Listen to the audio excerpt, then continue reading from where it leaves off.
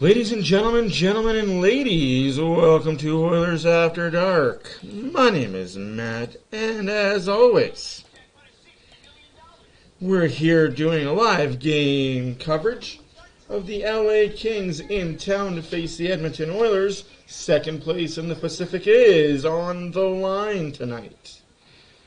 That is right. Oilers win tonight, they are in second place. Oilers lose tonight, Kings are in first place. A lot can happen in a span of 3 hours. So puck drops about 7:10, 7:15. Should be an interesting game. Thank you to everybody that's here. Don't forget to leave a nice little like and subscribe.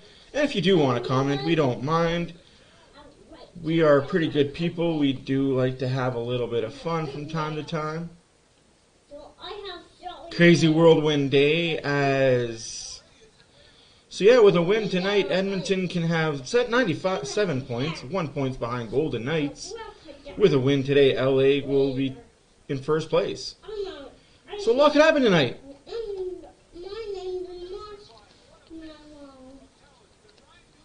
Oilers are home for 2 and then on the road for 4 and then home for 1 to end the season.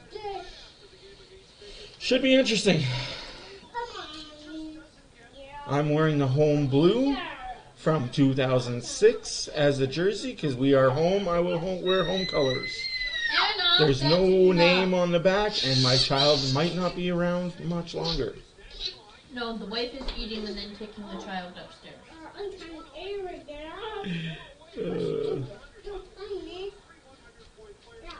I'm going to put a poll question up right quick here.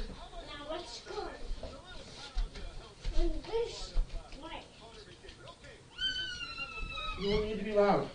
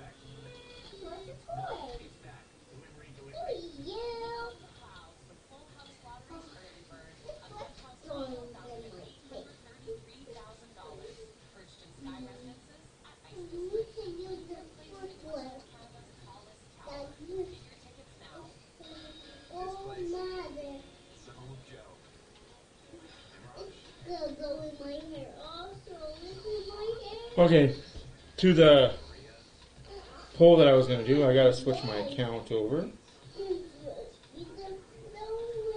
Because I've been getting feedback about the new logo we have, and I just want to get your guys' opinions on it.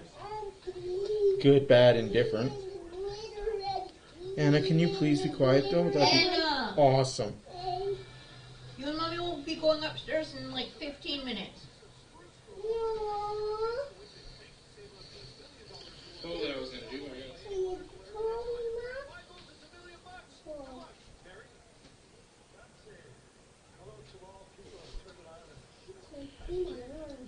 So can I do?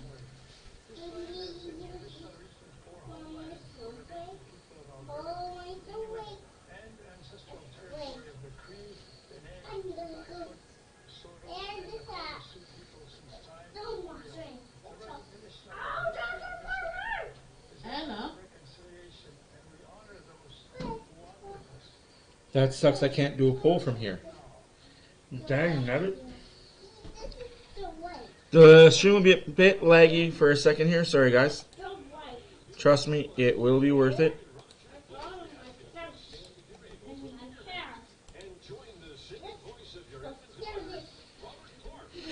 I promise you guys won't miss anything.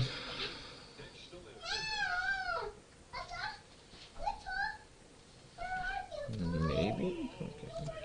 Should.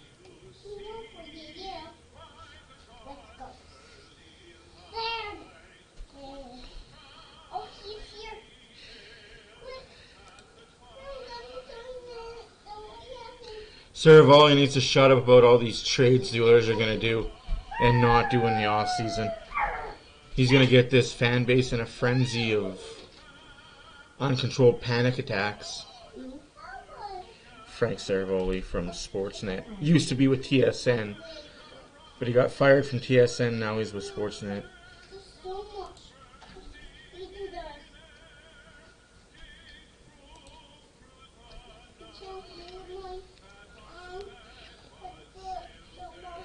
Apparently I can only do polls when I'm logged in.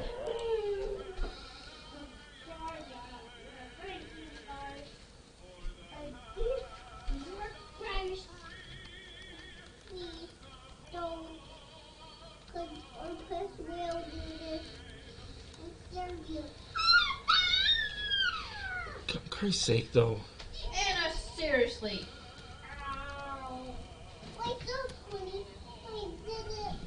Okay, it's time for Pony and all of your frozen characters to come to Nate's.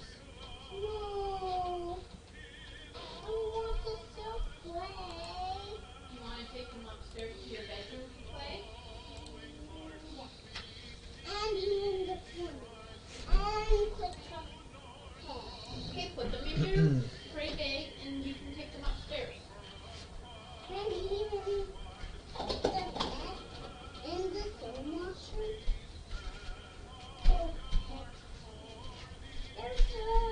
No, I guess I should have talked to you, BW, before I said anything. We'll talk after.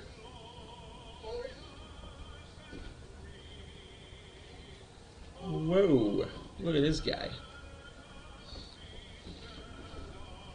National anthems are almost done.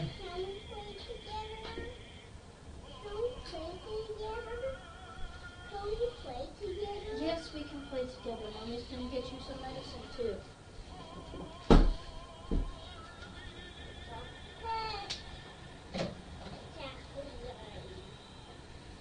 Yeah, I've been getting a lot of that, BW, or especially on the Facebook side.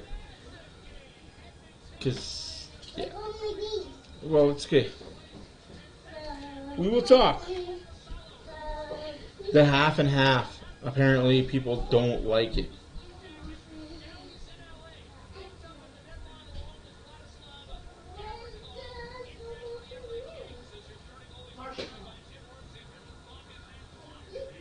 Yeah, it's in the header, but it's not on my live stream, so I just put it there. It's not wrong. Just said, Mr. Perfectionist, don't. I hate dealing with freaking kids in this start time. Just a second, guys.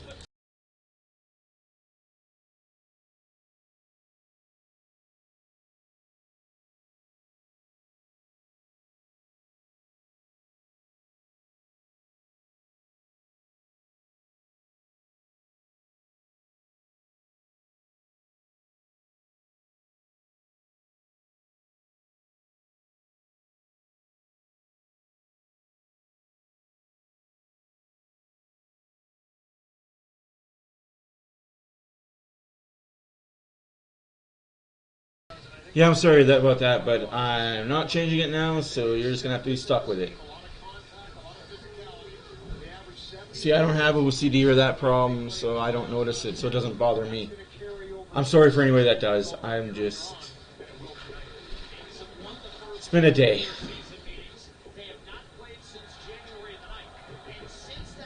I believe Connor McDavid is going to get his 300th goal tonight, though. He's let Draisaitl and he's let Kane get it.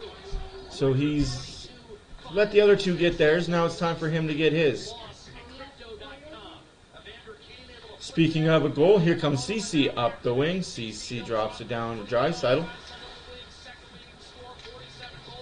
Draisaitl, Yamamoto, take that shot, Yamamoto. Come on. That's icing? All right. Because it's been a day.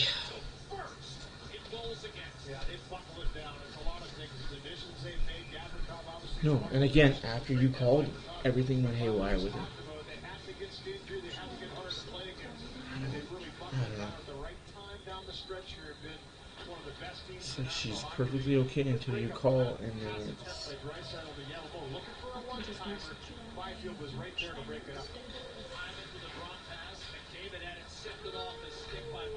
Bouchard can't hold the zone. Come on, kid. You need to have one of your best games of the year this year, because these Kings are going to be coming. Ooh, that's a penalty. How is that a penalty? Because he fell over? Get up, you little baby. Mikey Big Baby Anderson. That was a clean finish check that we've seen 1,000 times in every other fucking hockey game. You big baby.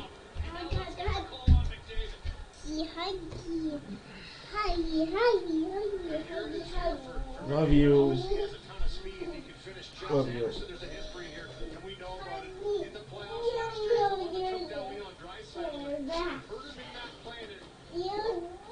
That was a... Wow, put yourself in a vulnerable position, my guy. Okay, I love you. Okay, and we're taking Elsa and Olaf upstairs. So can't find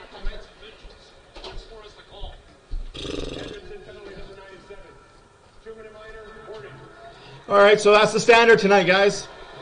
That's the standard. You're calling that 2 minutes in the first period, you better call that 2 minutes left in the third period.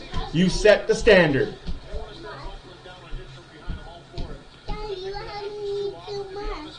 I hugged you too much? I'm sorry.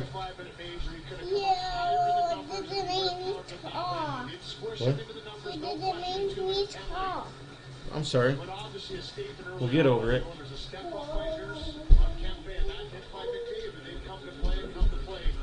Hey, Anna, let's go upstairs. We'll go play with your dollies upstairs. What a joke of officiating. You set the tone tonight, though, ref. That's the tone you set.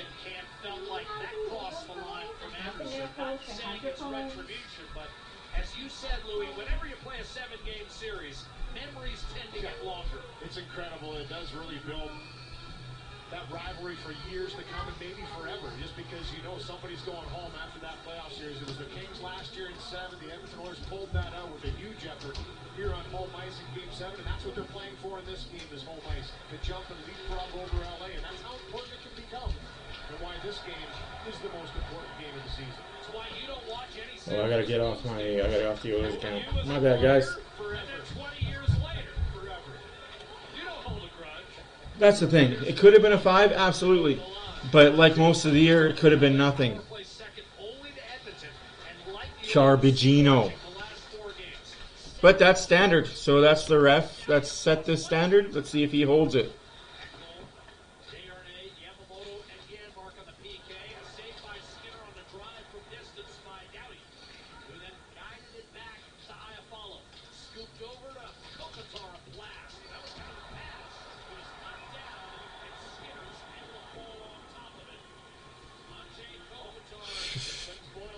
Kings want to fight. Don't think that's a fight you want to get. Byfield, you don't fight. You can barely skate, let alone fight. They didn't go away quietly, and I think the team realized that as well, too. It was a galvanizing game, and this is a couple good chances on the power play for LA, but good boxing out in front. Ekholm right there takes away Byfield, a big guy at 225 pounds. And then afterwards, a little extra. Kempe doesn't like what Janmark does. Janmark gets in there a little bit as well. We've seen a lot of pushing and shoving and chatter between the two benches already early in this game, and as we expected. Do I like the logo? I don't mind it. It's different. I just don't want us to lose who we are. I'm open to ideas and suggestions. I'm not going to bash any one thing because I know how hard BW works, so I'm not going to dismiss anything. Unless it's really bad. And MBW, I'm going to tell you. 4 points in the last game between these two teams on the power plays. They scored 4 power plays on 7 opportunities in that 6-3 win January 9th. Yeah, he and Kempe combined for 4 goals, 7 points. Druzy ahead to Kalia. Fiala late stretch. Louis and I did not know until I don't understand why this is happening. right before the game. Arvidsson had it taken away. And now coming up ice on the puck. No, I know you change the header on Facebook every day. But just be careful not to change the logo too much. Holy crap, that power play's over quick. 1-1 shots. 4 minutes done in the game. Jesus.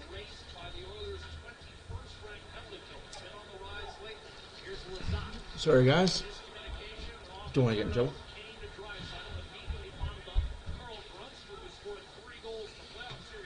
Just a second. Do you need to go outside? Good God, my dog's an idiot. Yankees won 5-0 today over a really bad San Francisco team. All 5 runs scored on their starter.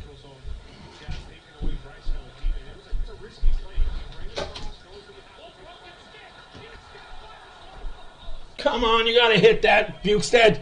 That's your goal, my guy. That's your goal. Damn it. Bukestad. Skinner. Oh, sure.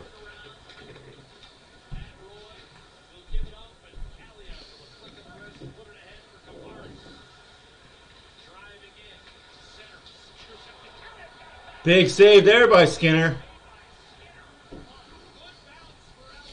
Gosh, damn. Yeah, he gets a good shot away, and he got a lot of wood on it, too. 2 quick chances, as you mentioned. And this is kind of the way the game's played between these two teams. Physical and hard bang. There's the erupting of the stick of Drew Doughty, goes right into the slot, and a great chance. And then on the other zone, just pops right out. Yes, we did stream the Jays game. Well, I didn't. I was out and about enjoying life. Ooh, that's dark as hell. Great save in the end right there by Stuart Skinner to swallow that one up. I can tell it. That was a description, Louis. I've never seen a stick erupt, but you're exactly right. That's what it did. Just disintegrated his hands. All right. It's lifted by CC down the ice, taken by Downey. No, I was not here all day, so I'm kind of I just got home at like 6:30, 6:45. I thought the game was 7:30. I was like, oh wait, shoot, 7. Okay. Yamamoto. Shoot, nude, shoot. McDavid. Saved by Corpusalo. So already the Oilers are better on this night on the PK than they were last game against the Kings. But let's not take too many of them penalties. Oh. Good stick on that last sequence by Darnell Nurse to get up there and really keep that gap. The poke check at the line turns the puck over. Yamamoto with speed on the entry.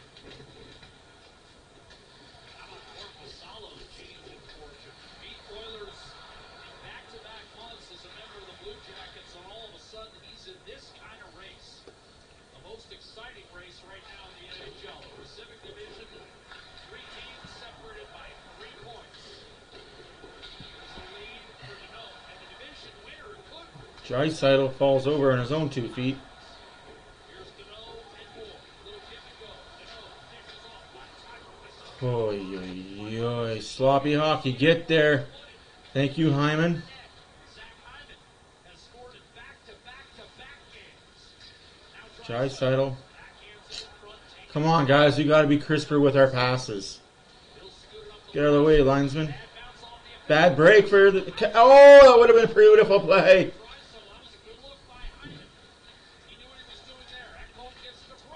Shoot, good shot, Broberg. That's what the Oilers need to do. Just soft little wristers. Don't need to rhyme up for clap bombs. Just wrist shots. They work. Are you coming in or what?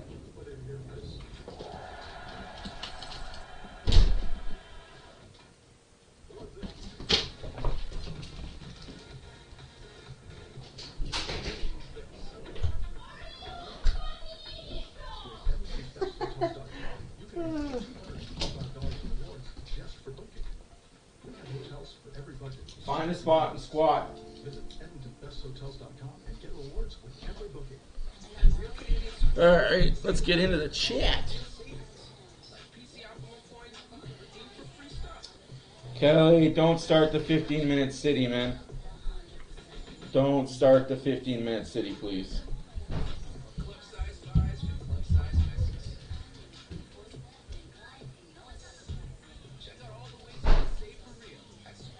Welcome, Bake.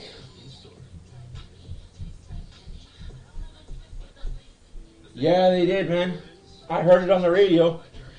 I heard it on the radio.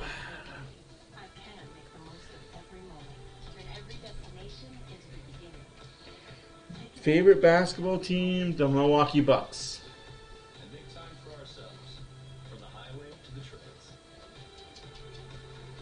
So, what journey will you start today?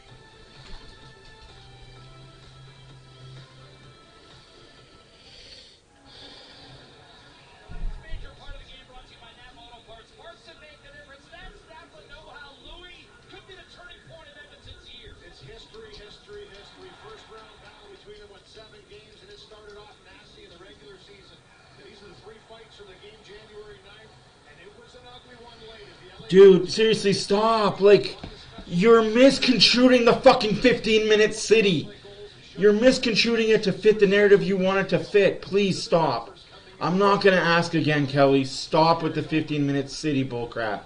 Please. Just stop. Because you're going off of models that are happening over in fucking Europe and China and stupid shit like that that doesn't affect the civilized Western world. So please, please, for the love of fucking God, stop. I'm not going to ask again. Edmonton bench didn't like that early.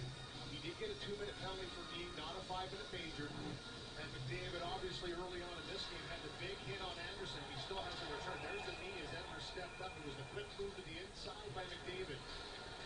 So there's 13 and a half minutes left in the first period. a history, and both teams have not forgotten. I'll do a whole video on the 15-minute city and just send it to you, Kelly, and show you how ridiculous you sound. Just stop.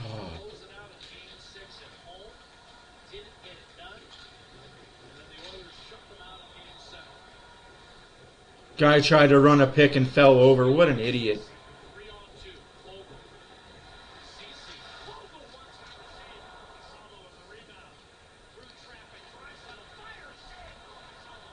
Oilers on fire.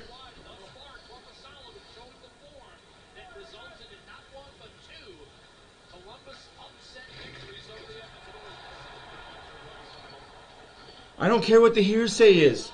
The hearsay is a bunch of fucking garbage. That's the stupidest thing I've ever heard for hearsay. Do I have to move to a different district? If I'm rich, can I live in District 1? If I'm poor, am I in District 15? Can I afford to live in a district because I can't, because I'm broke? No, that's... Jesus fucking Christ. What are we, fucking Hunger Games, my guy? I'm sorry, but... This district city thing isn't going to come to fruition. It's stupid people that are trying to segregate everybody away from each other.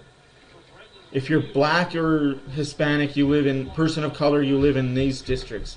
If you're white, you live in these districts. If you're broke, you live in these districts. If you come from money, you live in these districts. It's just one person's fantasy so they can separate us even more than they already are trying to. So please, just stop with it.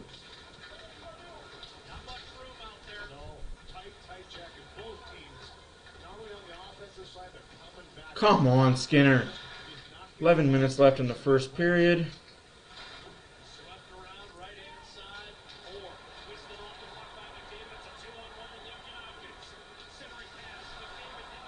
No penalty?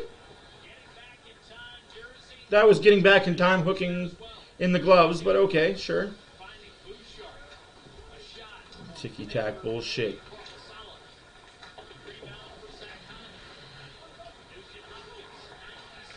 Sorry guys, I'm not going to be chatting. I'm not even replying to the chat for a minute here. Keep it in at least, thank you.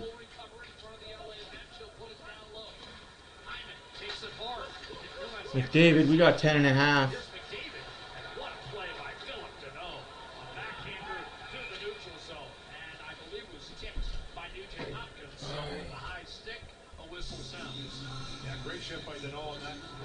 On the back track and that stick check. Here's the hit on Dowdy, and for Jay Woodcraft this morning said every hit we can give right now Los Angeles Kings is an investment because they know they're going to see this team one way or another, and there's that chance again. And a good save by Corpusalo. This 2-on-1 here breaks out. I know it's McDavid on the other side, but right here maybe an opportunity for Nugent Hopkins to test Corpusalo with that wicked wrist that he's had all year long. Especially with the tight checking that's going on, you might want to take that first opportunity that comes your way. Play whistle down. Neutral zone face-off upcoming. Really impressed though, Jack, at ice level here at how fast both teams are tracking back and allowing their defensemen to stand aggressive on each line respectively. It's incredible. It really does make a big difference in why the neutral zone will be so important in this game. Well, I mean, think about it. Nugent Hopkins slid it over to McDavid. Who catches up to him? And he had two guys on him. Deneau and Jersey. Here's Byfield. Shot. Tipped. It's amazing what sheer fright will do for you. Fears are amazing. An amazing instigator for effort. Draisaitl. Hitting the line. Swooping. 9.5 minutes left in the first period. Good God, refs. You are consistently just consistent. This could be a playoff preview. No calls will be made, so the Oilers got to play through it. You can't expect the refs to do their jobs. Just do yours and score a goal. Good play there by Fogle. Fogle gives it to Desharnais. Desharnais rips her into the zone.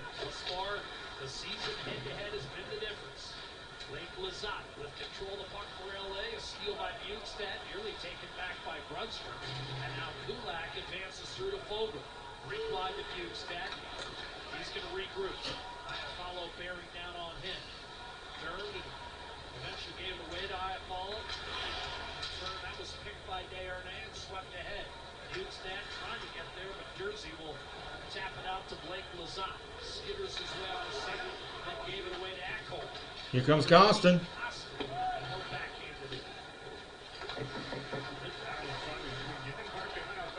They went at it. Right until they got off the ice. Gavrikov, what a fit he's been in LA. Absolutely. Derek Ryan, offside. Apparently that was offside. Well, the pace has not slowed down. We expected a real fast start, a physical start. Evander Kane on Roy. A good finishing check as he pays the price for putting that puck in the zone. Here's the stuff in front of me. Janmark and Iafallo get a couple chops in each.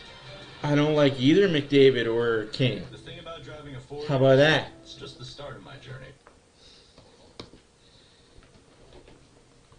How you like them apples? I don't like either of those guys. Oh, I'm just looking.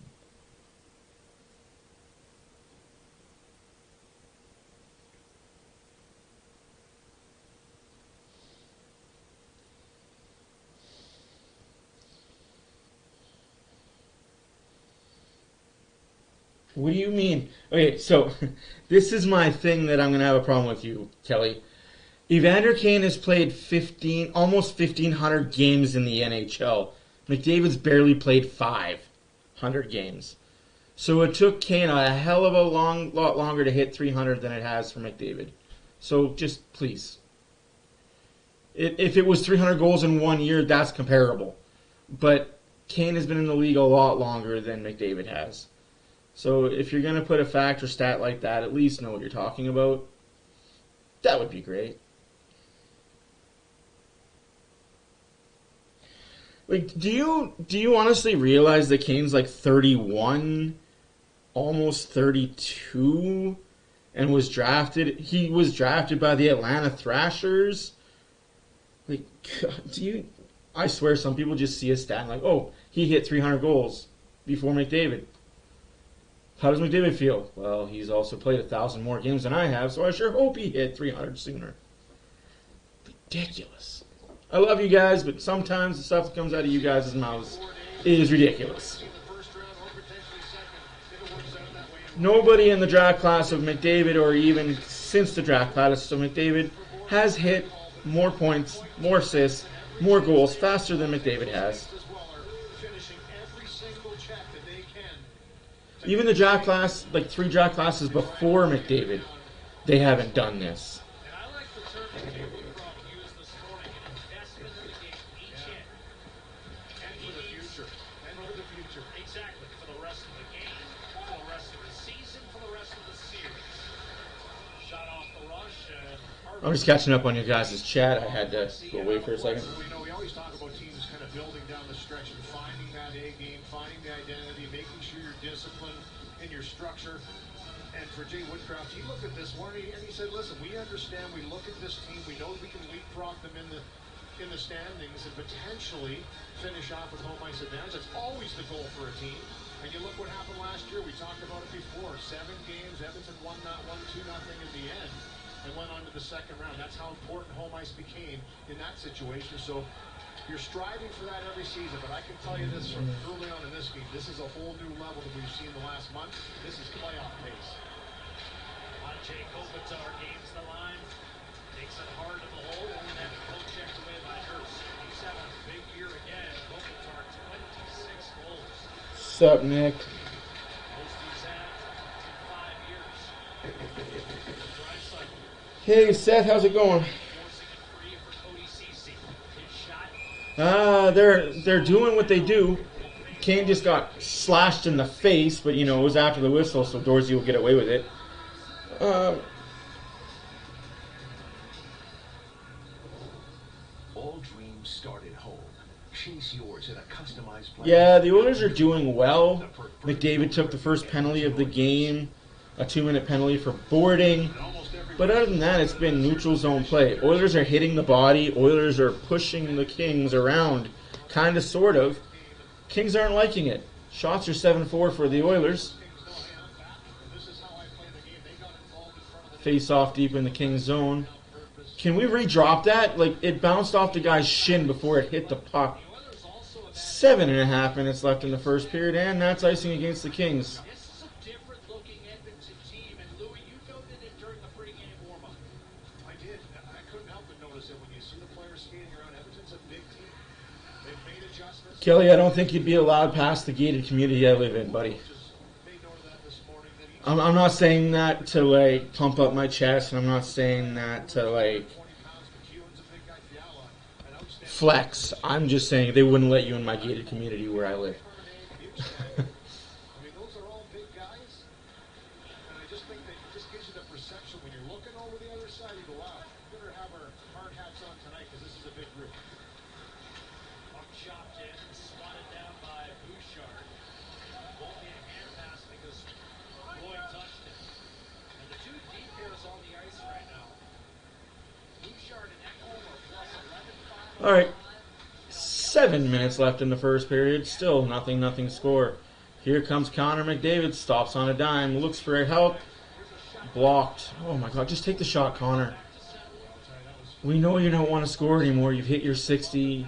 Get 62 by the end of the year just to shut the Maple Leaf fans up. Gavrikov and Roy have given up exactly 1 goal, 5-on-5 since Gavrikov joined the team a month ago. Punched in by Gamble. Jersey flung it. That was well played by Jersey. Let's go. Come on, Oiler fans. Let's start getting loud. Like, show some energy. Jesus. If I was there, I'd have a trumpet and I'd be nonstop from puck drop to freaking final whistle. It'd be like a college basketball game up in this bitch. I don't know if any of you guys have been to Europe or seen any, like, oh, that could have been a trip by Desharnais. Or Bukestad, sorry, I've seen 7. So I don't know if you guys have been to Europe or seen an actual soccer game, but from, like, 10 minutes before first whistle to final whistle, They are cheering. They are throwing stuff in the air. They're just loud. That's what Oilers fans need, and that's what the NHL needs as fans. None of this sit on our hands and knees and do business inside the arenas. I think that's what's killing the NHL faster than anything Gary Bettman could do. Anything any of the owners can do is having all these corporate dipshits do business inside a hockey game. Ooh. Down I go. I was at an Oilers game last year, and I was cheering the entire game. I lost my voice during the game, and I literally had two guys sitting beside me working on a business deal telling me to shut up while they conducted business.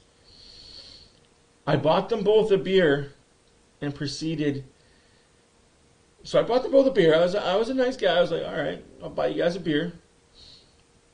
And afterwards, I'm like, I guess that's the quickest way to shut up two businessmen, give them beer. But I didn't shut up. I told them, maybe you guys should go to a golf course. That's what business is for. I've definitely done a lot of business on golf courses. I stay away from Oilers games to do business because it's loud. You're supposed to be there to have fun. Do it during the intermission. Do it while you're sitting in Studio 99 after the game or before the game. Sign the paperwork before the game and go to the game as, hey, we've signed this really big deal. Let's go celebrate by watching an awesome hockey team. Not during the game. You're out there finagling over what is where and what property goes where. And just... The goaltender in warm-up, so he gets to the red line and looks like he's staring somebody down. Well, kind of, but not really. It's not another team's goalie. It's more he wants to see the other club as they get onto the ice as he familiarizes himself with the opposing team. He says that in case it's a 2-on-1, yes, he's staring at the puck, but he's also looking at the player, and it helps him understand who's trying to beat him and give the opposition a goal. Yeah. Again, it was stupid. Here, I'll move a little closer now that I'm lower. It was stupid. I don't condone ever being a delinquent like that. Oh, Jesus, Skinner. Big save there. But I do remember being 17, 18, 19, and just doing the stupidest of stupid stuff. And thank God we don't have the social media that we have now. Otherwise, I wouldn't be allowed to do what I do now because I wouldn't be here. Never did anything illegal, but just some of the dumb stuff we did and said to each other and the pranks we pulled on each other and other people. Couldn't get away with it nowadays.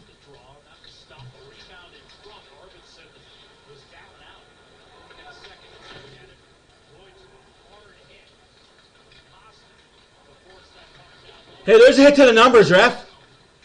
He saw numbers, he hit them. Where's that call? Why, because he didn't go down in a heap of glory? There's an icing. Oh, come on. Okay, not hard enough. But I'm just saying, you weaved it off already. What, you thought you could get? He can get on his horse?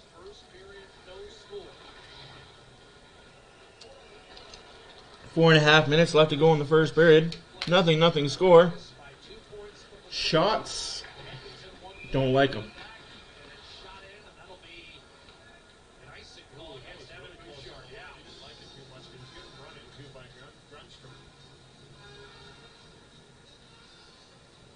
PlayAlberta.ca is your one-stop shop for online casino, sports betting, and lottery. Remember, if you gamble, use your game sense. Right, Thomas? Yeah, man. Like, I've gone to a few English Premier League games, and I was like, well, I'm a fan of sports, right? Like, how bad can it be? My buddy who lives in England, he's like, no, you don't understand. You're a fan of North American sports. You guys don't know how to cheer for your club teams. I'm like, what? What do you mean we don't know how to... No, he's like, you don't get it. You don't know how to cheer for your club teams. And he's right, man. We don't know how to cheer for our club teams.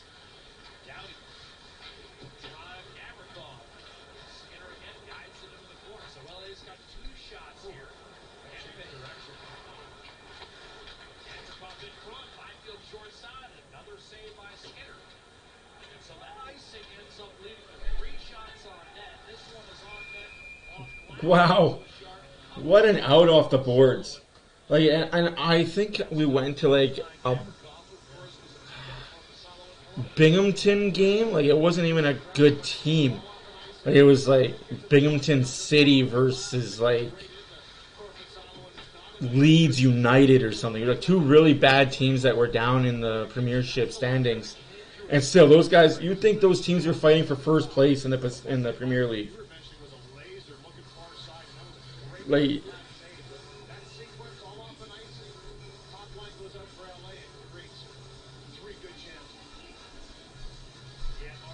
yeah. Like, there's just the way they celebrate over in Europe. Every sports thing is nuts. We should bring that over here to North America. Because you have seats, but they never use them. Which is great. Like, everybody's jumping. Everybody's just having a good time, man. Like,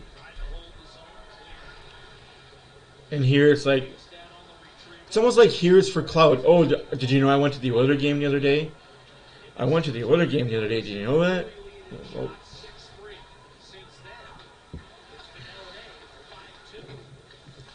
that's why we need Nathan to go to the games during playoffs and just be rowdy the entire time.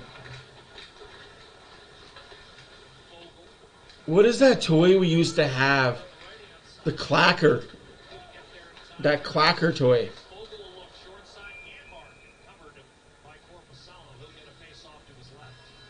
One of the things that Edmonton has to contend with is this structure that the Los Angeles Kings play with, the 1-3-1. They really clog up the neutral zone. You're going to see Darnell Nurse here just buy some time.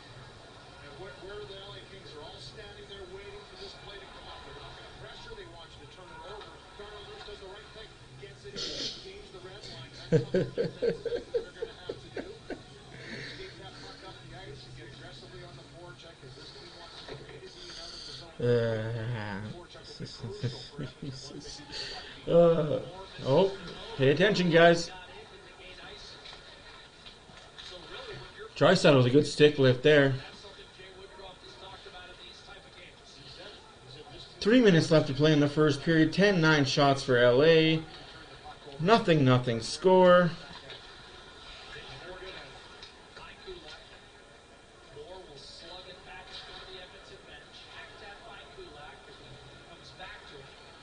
Desharnais leaves it for Kane. Kane goes up the right side. Hooking? Slashing, maybe? No, we'll just call it a stupid penalty. Because McDavid's got the strength to knock over Mikey Anderson. Bad pass there by Draisaitl. 2 minutes left to play in the first period. 2-minute warning.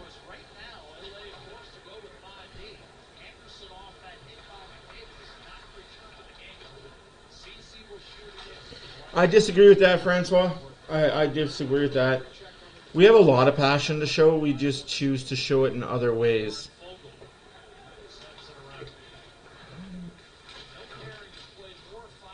You've clearly never been to a Team Canada game of any sort, whether it be curling, rugby, soccer, hockey, tennis. Like, when it's Team Canada, we're nuts. But individual local cities, we've just been trained not to cheer like that. It's a matter of respect. Don't confuse respect with not passionate. You've never seen this team in the playoffs, obviously.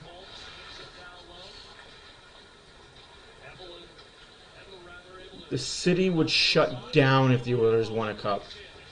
Big save there by Skinner.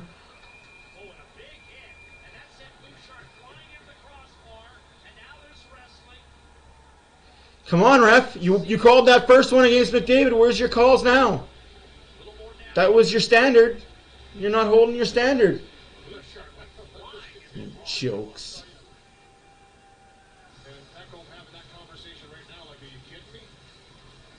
But there's no hand up on the play, so no penalty that was delayed as the physicality continues in this game. And earlier, Draisaitl, as you mentioned, big hit on Gavrikov. Welcome to this battle as he puts him down the corner. Gavrikov does a nice job to follow him back up the wall. And Nobody wants to talk about your 15-minute cities because it's a joke.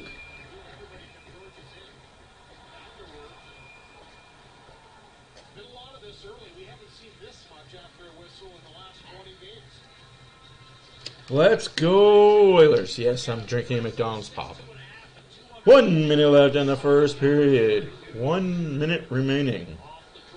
Yamamoto gives it to Draisaitl, gives it to Kane. Scores! Evander Kane!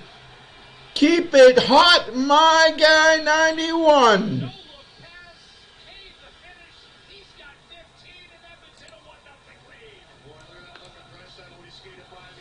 How you doing? 51 seconds left in the first period. 11-10 shots. 1-0's the score. Draisaitl with a no-look spin backhand. So look at this. He could have got it to Draisaitl earlier, but he doesn't. He skates, gains the ice, gives it to Draisaitl. What? What? Picks things off, but because it gets through, the beautiful pass to Kane, and his hot play against the Los Angeles Kings continues. 7 goals in round. Kane looking for another one. Draisaitl, Yamamoto on the assist.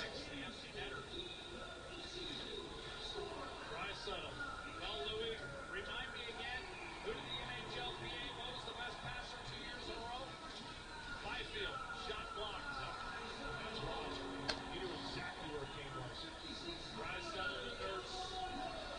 14 seconds left to play in the first period. 1-0 Oilers. Looks like we're going to have a barn burner in Edmonton. 5, 4, 3, 2, 1. That's the intermission. Edmonton electrifying the sellout crowd with a final minute first period goal to take a 1-0 lead. Evander Kane is 15. Dagger. And with that goal, Save-On Boots has given away their first prize. And that's a big goal late in the period, too, because it just gives you that feeling of elation when you go down into your room and for the Kings, you're like, wow, we played a pretty good period. But there's the one-timer, though. It did redirect and change direction on Corpusalo. Oh, no, Francois. I agree about Costa Rica. Like, I'm not saying, like, even South America, the way they cheer for their South American teams is nuts. But, okay, so I'm how do I say this without being a complete asshat, I guess? Like I'm going to go back to myself here. How do I say this without sounding like a rude prick? In South America, there's a lot of... You guys don't live high on the hog. So you guys really don't have much to celebrate or be thankful for or passionate about. So whenever there's a sports team in the city, that's your guys' lives. That's your guys' passions. That's what you guys do. So when Costa Rica is in any national thing, or any, like, your big cities in Costa Rica, that's what you guys cling to. That's your guys' thing. Because there's really nothing else down there to do. Yeah, it's beautiful down there. It's awesome if you're a vacationer. Honestly, if you don't live down there, it's great. But if you live down there, it's not always the sunshines and rainbows, right? That's just my two thoughts. Whereas in North America, it's different. We have a lot of other interests than just sports. So the passion for sports just kind of goes away. Because up here, it's more of a business than it is a thing we play in our backyard. And since the 90s, it's been that way. Sports is a business. It's not for the kids anymore. It's for the business. And I miss that it's not for the kids. And I want so hard for North American sports to go back to just being for the fan, for the kids that play street hockey every night after school. From the time they get home after school to the time they get their homework done, eat, they're back out playing street hockey to the time they go to bed. I miss those days when I was a kid. Like, summer times for me, I wasn't inside my house. I was inside my house for breakfast, maybe for a snack at lunch, and then back outside till the lights came down and it was supper time. that was my summers, and that was my most of the time after school. After school, we'd be home for all of maybe half an hour doing homework.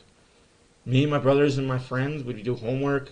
As soon as homework was done, hockey nets go outside on the street, all the sticks in the middle, divvy them up,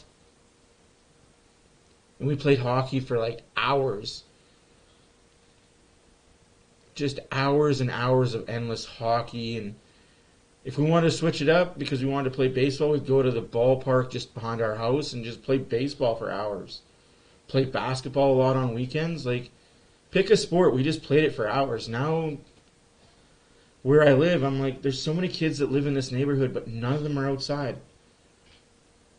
Like, I get times have changed, and people are a lot more sketchier now than they were back then, which is not true because we had some sketchy sketches in our neighborhood. But it's just, things are different. We've coddled our kids to not be outside. But it helps that we've all got cell phones now, right? So, hey, if something does happen, just take your phone out and record it. Don't call 911, just record what happened and call somebody after. That guy's a beauty.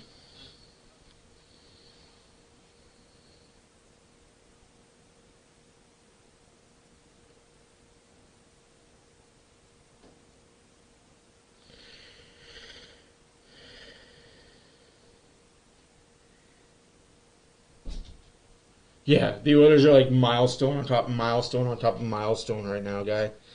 I don't blame that we missed that. Like, Jesus.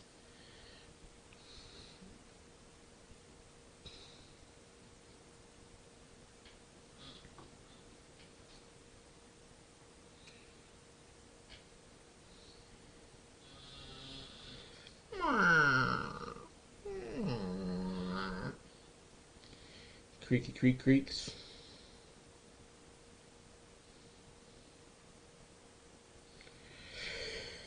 Ugh, excuse me. It's been a day, but a day.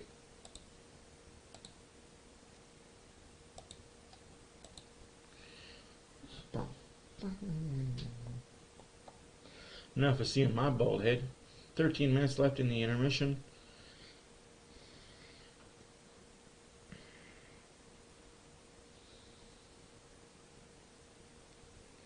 Your out-of-town scoreboard's brought to you by Oilers After Dark and myself, Matt. 6:10 left to go in the third period. Hurricanes 2, Red Wings 2. 6.5 minutes left to go in the second period. Blues 3, Blackhawks 1. Games have yet to start. The Ducks are in Seattle, and Vegas is in San Jose. Final in overtime. Blues 2, Blue Jackets 1. Florida 5, Canadians 2. Devils 2, Rangers 1. Penguins 2, Predators nothing. Senators 5, Flyers 4 in overtime. And the Lightning beat the Washington Capitals 5-1. Putting an end to the Washington Capitals playoffs. Oh, that is great. Yes. Sorry, guys. There's just some teams you don't like. The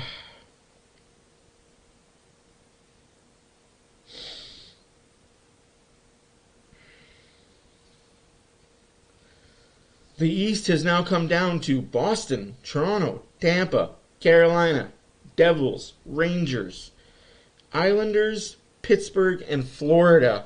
One of those three teams will not make the playoffs. Sorry, Buffalo, you tried, just couldn't get her done.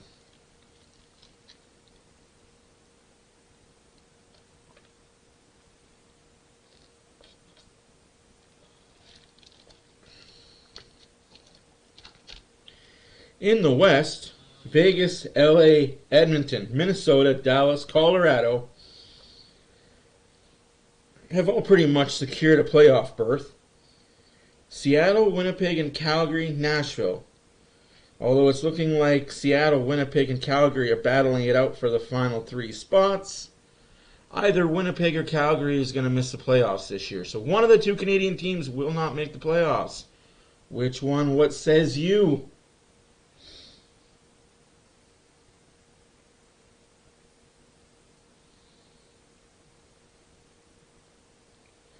And because I'm feeling in such a charitable mood tonight, Oilers trivia.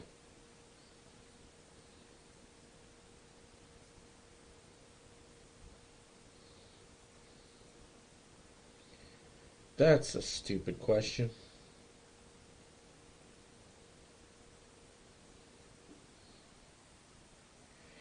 That's an easy question too. I'm looking for a hard question. Jesus.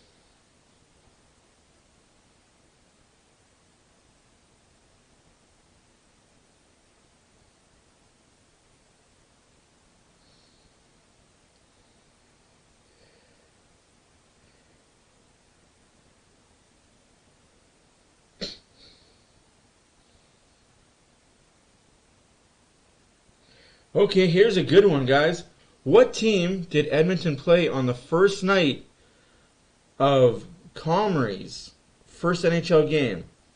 Mike Comrie's first NHL game. Who were the Oilers playing?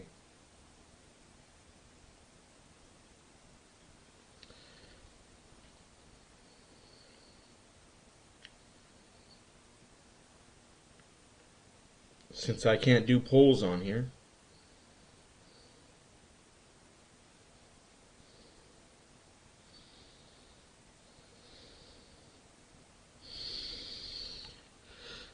As much as I want the Jets to overshoot Seattle. Hey, D-Nut. L.A.? They were playing L.A.? Here, I'll bring my camera back. Sorry, guys. I'm just in the middle of a lot of things right now. Just like that.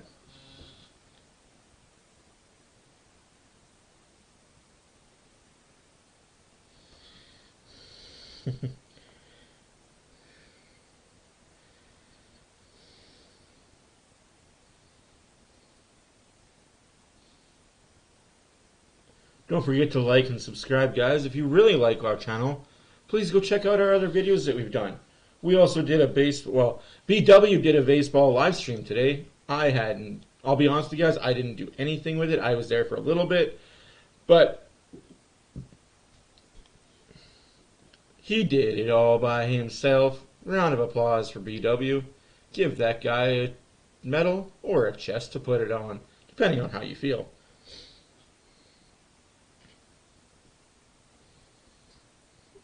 Yeah, Ward, Kelly is tripping. He's the senile old man in the group. We just kind of put in a corner to ignore him. But, yeah.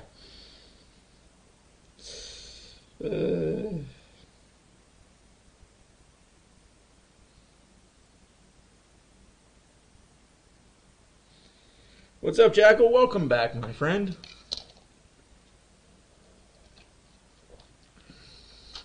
One nothing after one. Oilers looked good in that first period. They hit. They controlled the play. Took a penalty.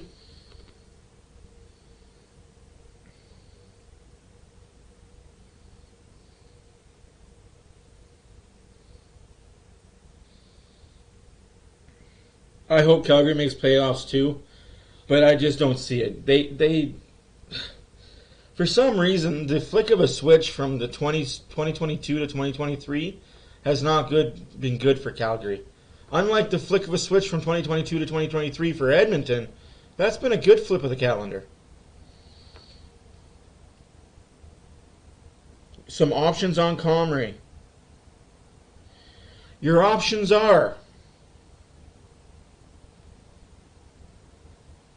Tampa Bay Lightning, Toronto Maple Leafs, Montreal Canadiens, Calgary Flames, or the Vancouver Canucks. Those are your options.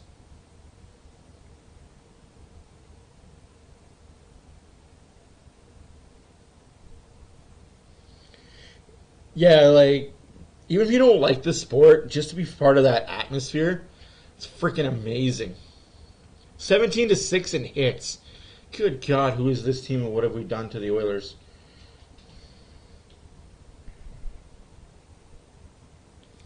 Yes, the brick Mike Comrie. His dad owns the brick.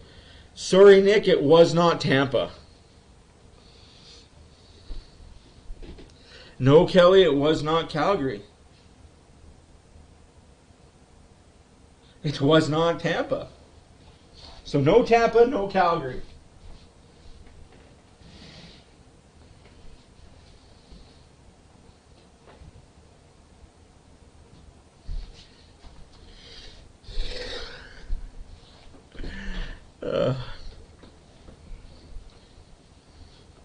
It would be fun to break their backs. They broke their own backs, though, to be honest with you. That could have been a penalty by Draisaitl. Kane roughing these defensemen. Who's scared of LA? Nobody.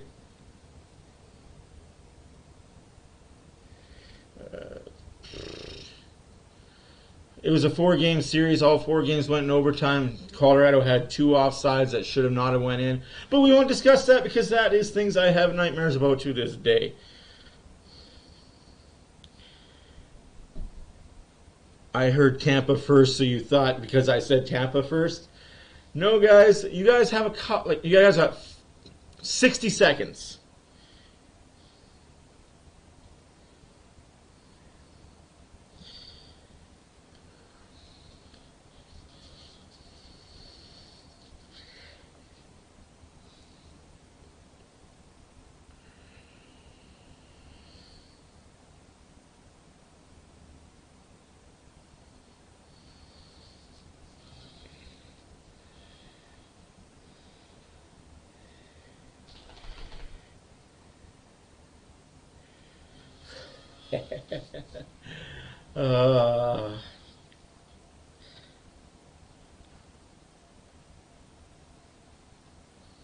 He's bored. Honestly, no, it wasn't Vancouver either.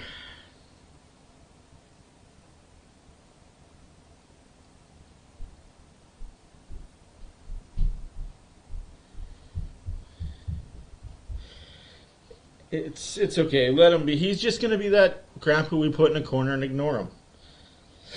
Let him talk. We'll just ignore him. Hopefully he doesn't spam too much of the chat. But hey, he helps the algorithm grow. It is what it is.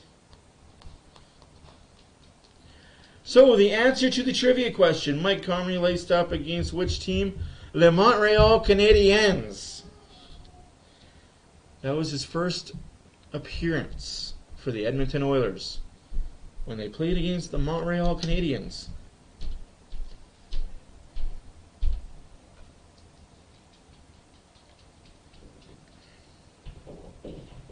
I'm too young to know that. Yeah, Jamie, I'm not going to lie. When I first heard he was coming, I wasn't the biggest supporter of it. Not because of his off-ice stuff. Like, I could care less if a guy wants to... Like, I don't condone violence. Don't get me wrong. But if a guy wants to go blow $80 million, let him go blow $80 million. What is that to us? It's his life. Let him live it. If he's not doing anything stupid on the ice, if he's not out there killing people or raping people, then money's money. Money's going to come, money's going to go. But, yeah. Since he's been here, though, he's definitely changed my mind on him. I have had 1 or 2 conversations with him, just to be completely honest, and not what you would expect. It's almost like the stories you heard from afar were all made up to make him look bad because of a divorce case and child custody case. And I'm believing that. Like, the more I talk to people that are around the situation, the more I believe that she made up a lot of shit to make him look bad in court.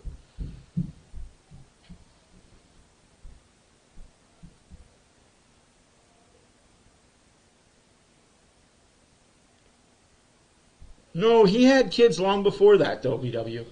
Like, he had his daughter with this crazy psycho that he's dealing with. But she's nutsos. Like, she makes Amber Heard look like a sane person. Oh my gosh, don't even bring that name up.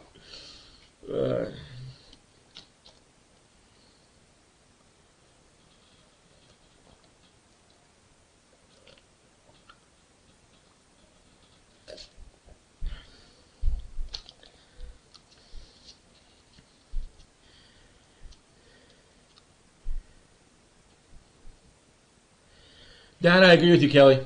That I agree with you. As somebody that has gone through the legal system for battling, oh, I don't like our legal system for a lot of reasons, but that's one of them. A woman can go to court and say you even looked at her the wrong way, and you're in trouble as a male. But you have paperwork saying that you're the one getting accosted and yelled at, and courts don't care. Oh, you're male. Just leave the situation. It's not that easy.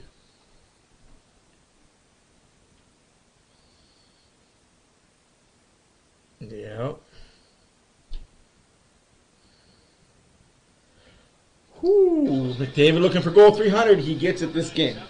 You gotta have faith that he gets it this game. Wouldn't it be nice? Last year he plays a hard game. He's a physical defenseman. And for McDavid, just finishes here, and he goes hard to the boards. And didn't really get up afterwards, so I'm assuming it's head is what I'm guessing. But he put himself in that situation. That's the part I don't understand. Is he turned his own back to get hit. It's the NHL, bud. You're going to get hit. Kane looking for two. Oh, that would have been a beauty wrap. Beauty wrap job for sure.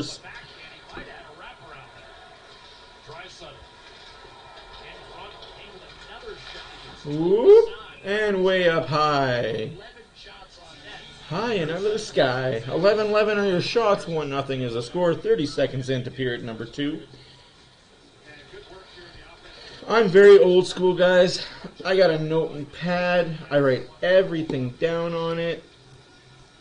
But a good first shift to get a puck into the offensive zone and go to work. That's the other area they could certainly find their chance. I've got notebooks and notebooks and notebooks of stuff. Stats and records and standings.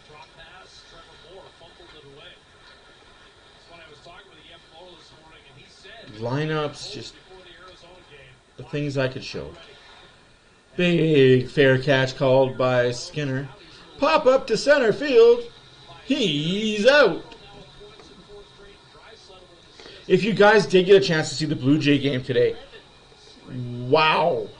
Listening to it on the radio, that diving catch that Skinner made, that Springer made, he wasn't making those catches last year.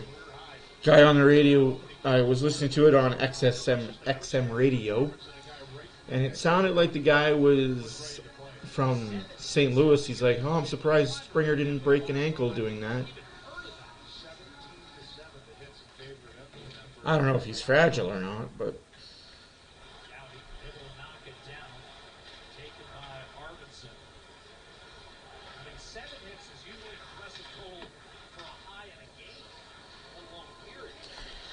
Yeah, it's an umbrella term to that guy, but not to me. Politics are politics, religion's religion. Beating yourself is beating yourself. But why beat yourself when you can beat your wife? Dang, that's some really good numbers. And he's missed a lot of time due to injuries, especially this year.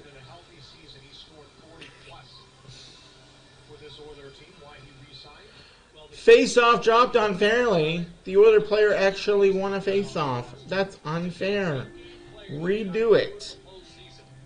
Well, he has all the intangibles, and that quick release, number one, first and foremost, knows how to get to the spot. He's fast enough to get to the spot, and in the playoffs, when time gets taken away. Oh, damn. What a bad play there by Kulak.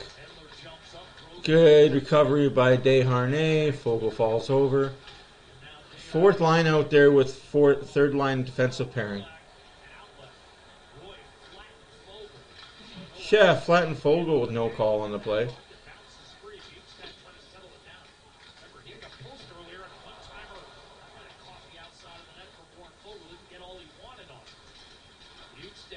Hook and a half there, young man. Careful, Duke said you'll get a penalty.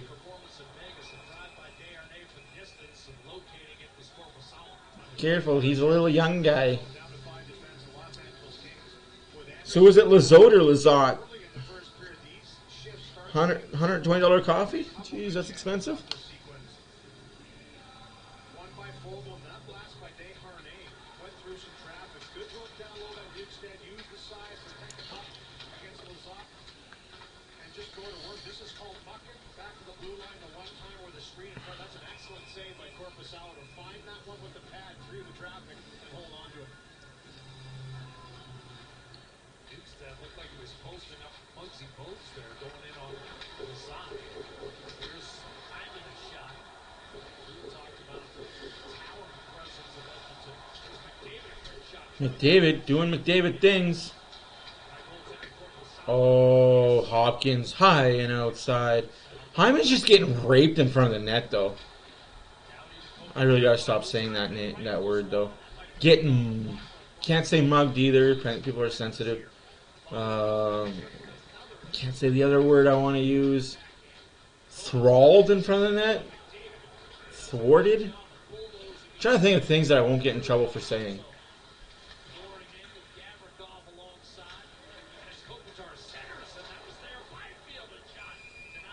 Still 1-0 Edmonton, 12-17 shots for the Oilers.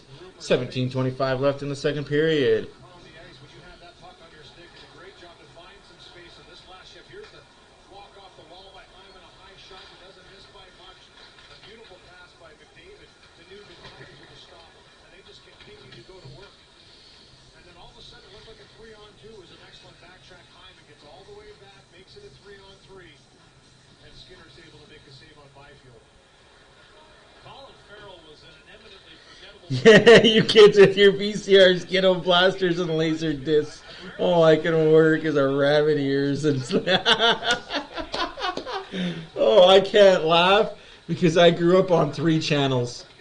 Oh man, I grew up on Farm Vision, CFRN, CBC, and sometimes you can get the French channel. Oh, you kids are Nick, you're awesome, my guy. You're so good. I was a rabbit ear king. Oh, man. Whoa!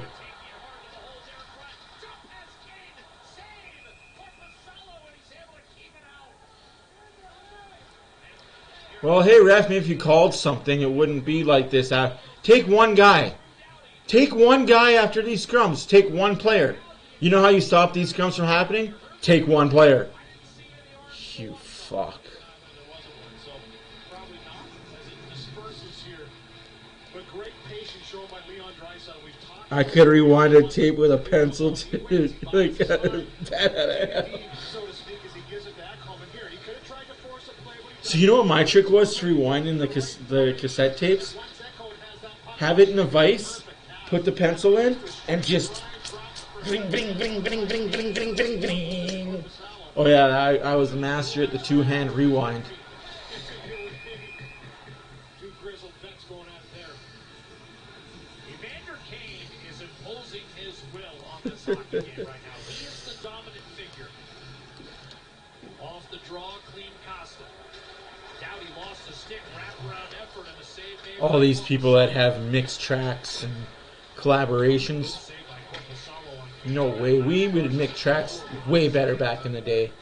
make sure he didn't get Where you had to pause and record and then stop and play, and if you missed, even if you missed one word, you had to go back and try again. Ugh. Those were the rough days. absorbs the hit. No icing. Should be a penalty though, right? Nope. Whereas we didn't call icing, we're not going to call penalty. Can't get both. Save by Skinner.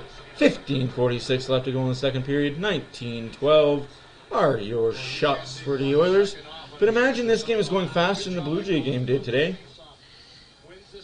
Gordie Howe hat-trick. Fight, goal, and assist. Let's get her done. He knows it. He just takes it right hard to the net on the wraparound. Good save by Korpisalo as Edmonton continues to push in the offensive zone. Oilers had 10 shots Huh. the entire first period. They have 9 in the first 4 minutes of period 2. Here's McDavid. What? McDavid to Hyman, save. Man, oh man, oh man, that guy's still trying to look for teammates. And that's a hand pass. Nice try, CC. Just weren't on your own side of the defenseman. Oh my God, Kelly. Oh, you're good. That's good. I don't think he's old enough to understand it. Right, like, oh, jeez.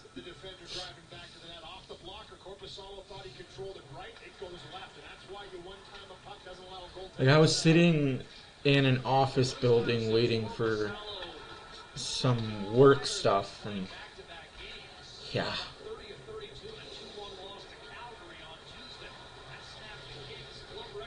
CC with a shot, saved by Corpusalo. 89-mile-an-hour slap shot, if you want to call it that. Skinner behind the net, don't give the puck away. Chopped.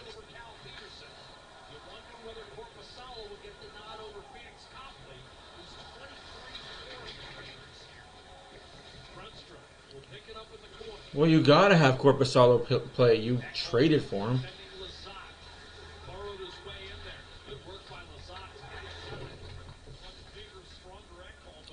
You didn't trade him just to have him sit on the bench.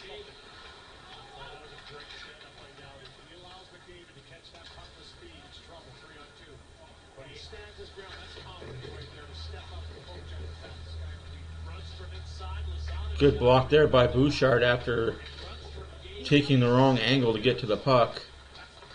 I like this. Refs are letting both teams play. Let them play, boys. Aside from that first penalty, refs have been okay. But to me, I wouldn't call it.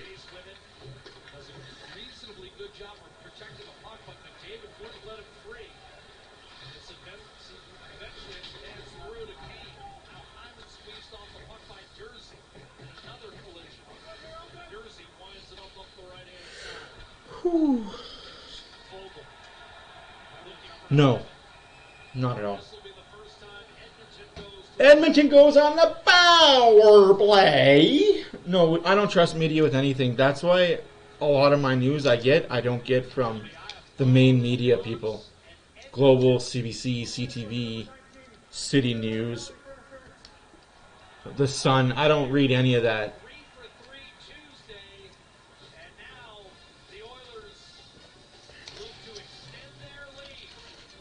So what I also like to do, getting any news whatsoever from anybody in the world, I go to the farthest right-leaning newspapers or news web pages and the farthest left-leaning news articles and web pages, and I meet them in the middle, because what they're not saying is middle ground. Like, they're going to obviously give their extreme views on it. The truth is in the middle.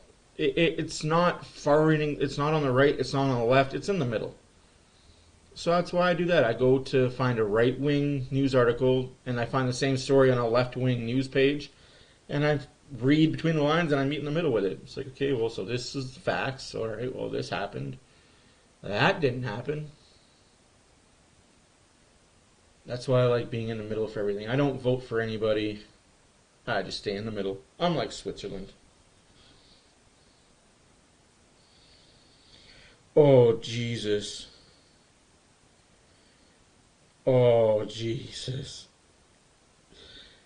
Jamie, you're right about that. Like, these kids nowadays, it's like, my son who's 19 now, he's like, Dad, I made a mixtape. I'm like, oh, really? You made a mixtape for your girlfriend? Awesome. How long did it take you? Oh, it took me like 5 seconds. I just added a bunch of songs she likes and just sent them to her. I was like, yeah, okay. You put them all together on a Spotify track thingy and sent them to her. I was like, no, we had to put like 20 songs on a tape and label like side A has these 10 songs, side B has these 10 songs, and it was a whole ordeal.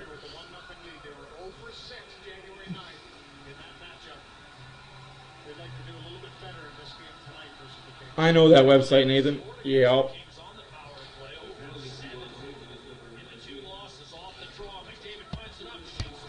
Oh, come on, Oilers. Oh, what a save by Korpisalo. That's two big ones there for LA. McDavid looking for Draisaitl. Of course, Desharnais. Danault knows the Oilers pretty well. Keep that in. Oh, shoot. Unlucky, unlucky. Who scores next? Frick the Oilers do. What are we freaking doing here? And LA's penalty kill has been bottom third most of the year. They've given up a power play goal in 5 straight. McDavid drives in. Nugent Hopkins. Nice hold there by Hopkins. Draisaitl. Draisaitl's looking for McDavid behind the net. McDavid's looking for Hyman in front. Going through to Bouchard. Bouchard. Somebody shoot. Shoot again. Shoot again. Shoot again. Oh. Jesus. 40 seconds left in the power play. 12 and a half left in the second period. Shots are 24-13 for the Oilers. Bouchard gave the puck away.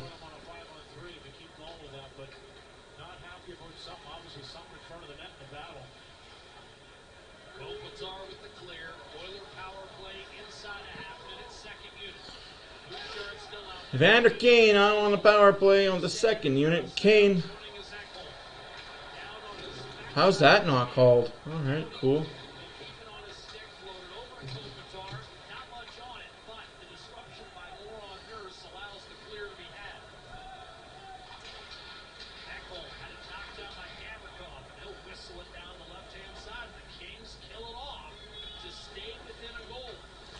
No, I'm not mad about it, but that means now that McDavid can be suspended because it was a hit from behind.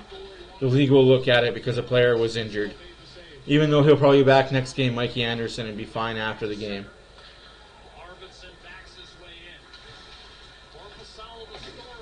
Oilers needed to score on that power play.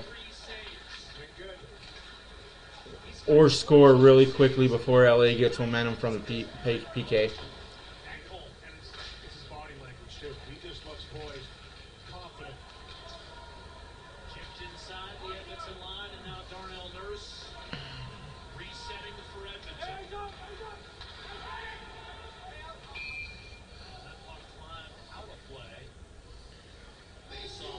Throwing a clear injury.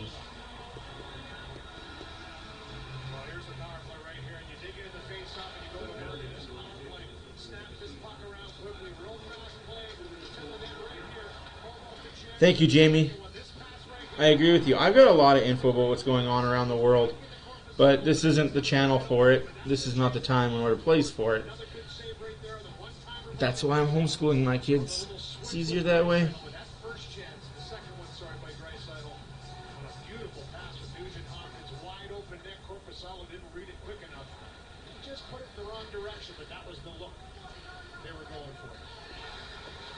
I don't know, man.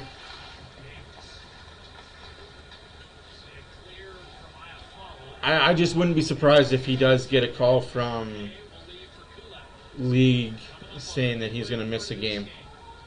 At least he's going to miss the Anaheim game. Not like he's going to miss an LA or Vegas game.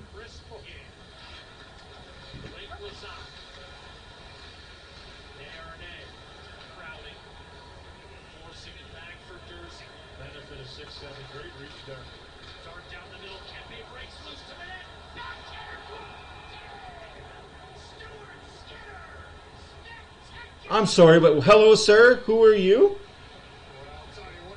What a save by Skinner. The Skins, man.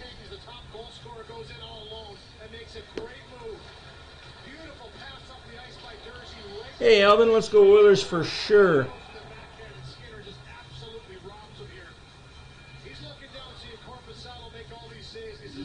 Good thing Kulak was like, thank you, goalie. Saving my bacon. What a save, man. Little swim move by Stuart Skinner. And a taste of the speed of Kempe, too. Can't leave him alone. There's lots of other places to go, Kelly, but I'm glad you're here. I'm glad you're experiencing this with us. 36 this year, eclipsing 35, a career high last year. Roy's shot was deflected. Gains the red line, dumps it in. We got 10 minutes left to play in the second period. Oh, nice try, Nurse, to keep that in. But way to get on your horse and hustle back.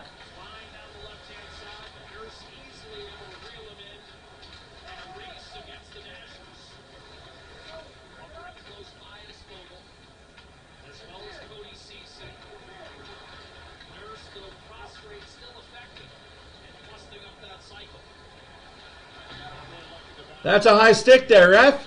No? All right.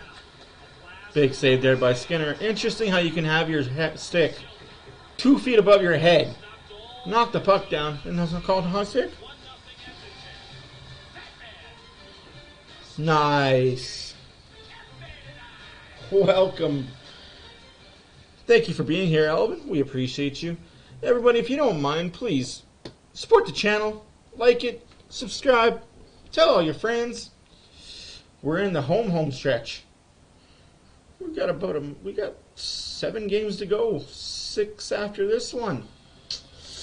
Not gonna say we're in it, but we're in it. I wholeheartedly believe we are in the playoffs now. I wholeheartedly believe we're gonna be first of the Pacific when all is said and done now. Just who do we play? Which wild card team is going to make it as the number 1 wild card? Will it be Seattle? Will it be Winnipeg?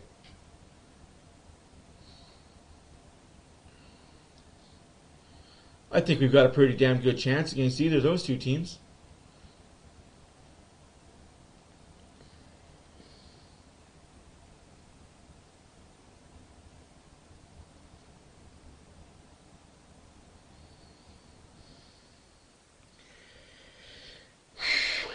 We're not censoring you.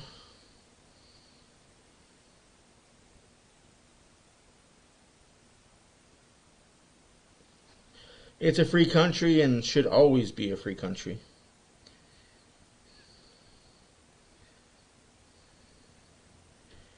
Yeah, you and I are I don't like the fact that American teams be winning cups, but when they have the advantage...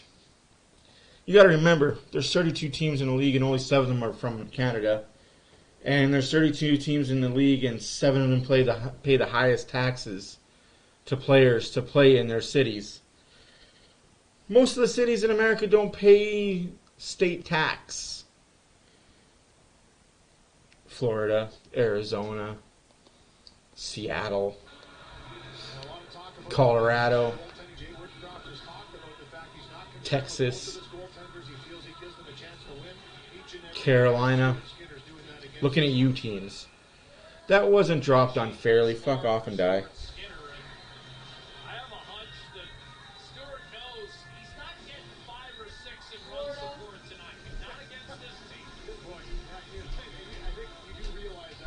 No, Alvin, I'm just going through the YouTube message now. We don't need Carlson.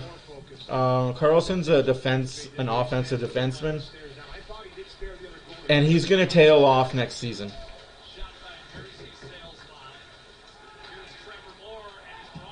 What? You don't call any ticky-tacky bullshit most of the game, and now you're calling that. You joke.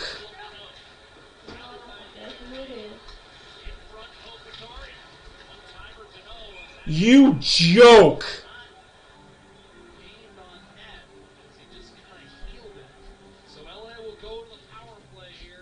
Another power play for LA, folks. This should be fun.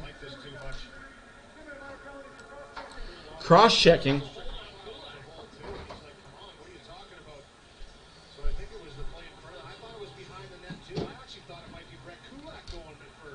What? Oh, come on.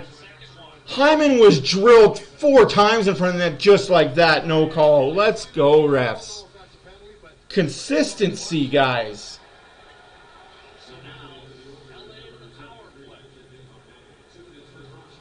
The Kings got 4 power play goals against Edmonton the last time these 2 teams squared off. They're second only to Edmonton this year in the National Hockey League, 25%.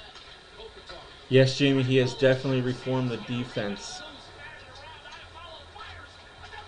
Big saves by Skinner yet again. Yeah, what is that, a penalty too? I follow should get 2 for fucking third man in. What are these fucking small kids thinking? Fucking big man syndrome, man.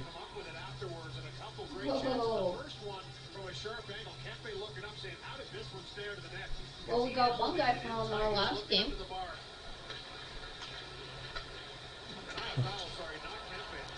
What is this? He gets that shot away. Good stop by him, and he releases it quickly, and that's what set that whole chain in motion.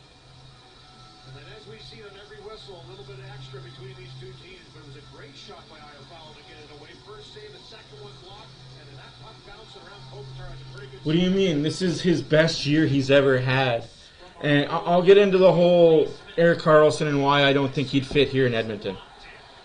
In the intermission. Please, guys, remind me in the intermission to get into the Erik Karlsson debate and why I don't think he'd fit here in Edmonton regardless of the situation. And it does tie into why... It ties into him very well. It's not because I don't love the guy. I absolutely love Erik Karlsson.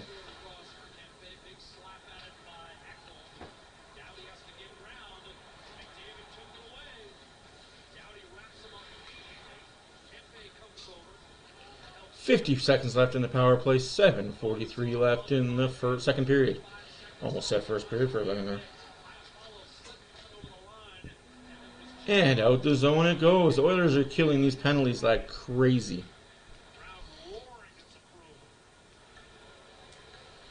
Did you forget how to climb steps tonight?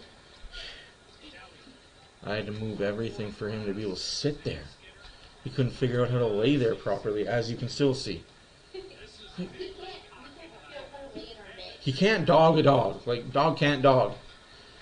Just like I can't math, he can't dog. No, you really can't dog. This is good PK. Out the zone it goes, and that's the power play. Oilers killed off 2 of them tonight. 6:50 left to go in the second period. Still 1-0 Oilers.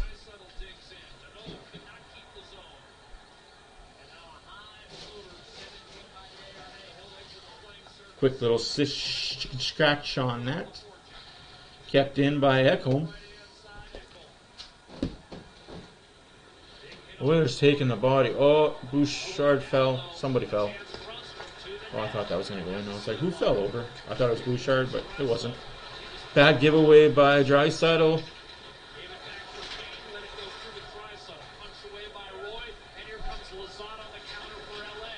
Blocked by Ekholm. Bouchard to Draisaitl. Draisaitl to Ekholm. Ekholm. Especially the neutral zone. Ekholm indeed. I'm in the Leon Draisaitl. Well, it's the two teams that are playing arguably the best hockey of anyone in the league right now. Not just anyone out west. It's offside, but okay. He's got 19 stops and a 1-0 lead. No, I agree, Elvin. I wish he would have stayed too, but only way to make the money work was to get rid of Barry. Alright, I will give you a quick rundown of why I don't think Karlsson would be a good Oiler, and I'll do it right quick because I got about a minute and a half. When Karlsson was traded from Ottawa to San Jose, how well did that work over for San Jose? When they had Brett Burns and Karlsson, 2 offensive defensemen on their team. Both who run the power play, both who did not like splitting power play times, both who did not like being on the ice with each other. Now, let's fast forward to 2024 if Karlsson was to come to Edmonton. Who does he take over for? Does he take Bouchard's power play minutes? Does he play offensive defense with Bouchard? Does he take over for Nurse's minutes? I don't see that happening. Karlsson can only play well when it's Karlsson being the number 1 defenseman. Karlsson is a good player, is a good human being, and an awesome guy. But he's kind of selfish in the fact that he wants to be the number 1 IFO factor defenseman. And here in Edmonton, he wouldn't be number 1, he wouldn't be number 2, and he might be number 3. Just wouldn't work in Edmonton. And the money that he makes, he can't be a number 3.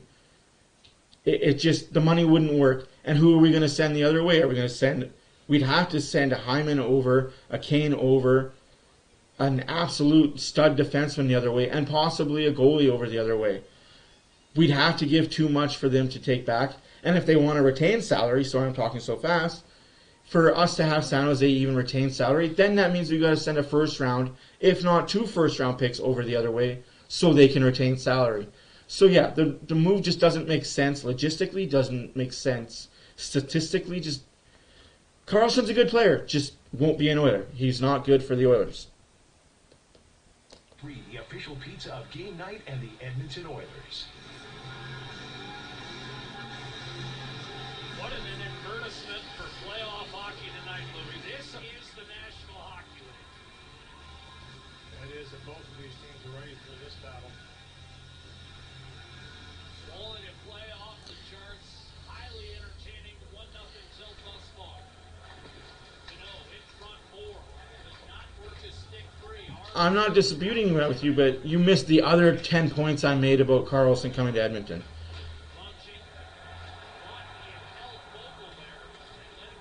So you can trip a guy while you're laying on your face. Good to know. I don't freaking understand the refs, but hey. Zebras win every time, folks.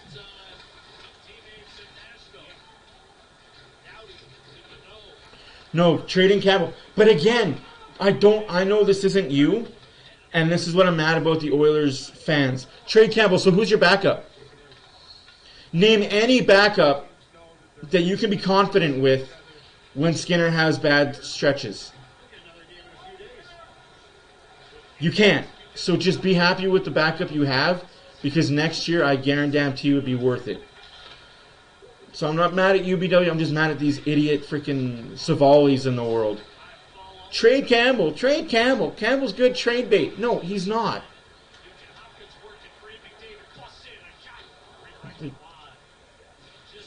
Getting rid of your number 2 goalie, so what, Skinner can play all 82 games?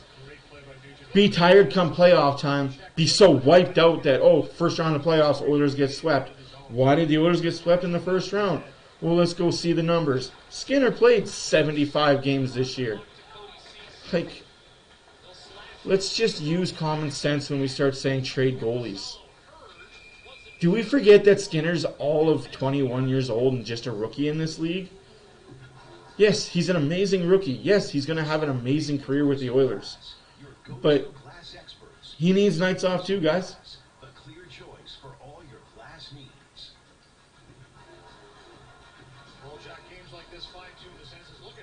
No, Elvin, he did not deserve it, but that's what he earned. Whether he deserved it or not, he earned it.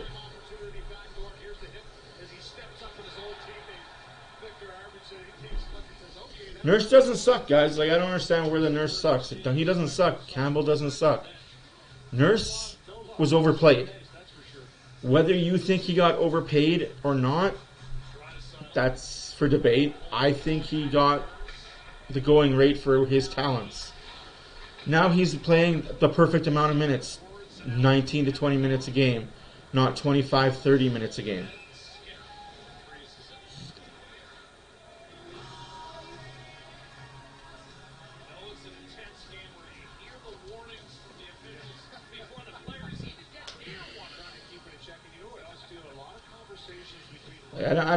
I understand you. I don't get the whole hate on Nurse. Like, he's overplayed. He plays too many minutes. And look, when you play that many minutes, you're going to make a mistake or two. The fact that it's in Edmonton, it gets magnified. I actually went through some things last night, looking at other top defensemen in the league, and the amount of mistakes that top-tier defensemen make on other teams. Oh, so that's legal, right, ref? Allowed to bowl the goalie over. Yeah, let's not call that goalie interference. His neck is just right there and feasible.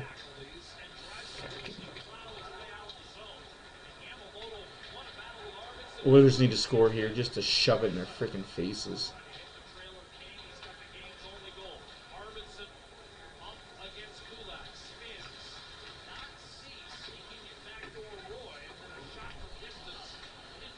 No, I think, like I said, I probably watched 12 games yesterday from the top 7 teams in the league.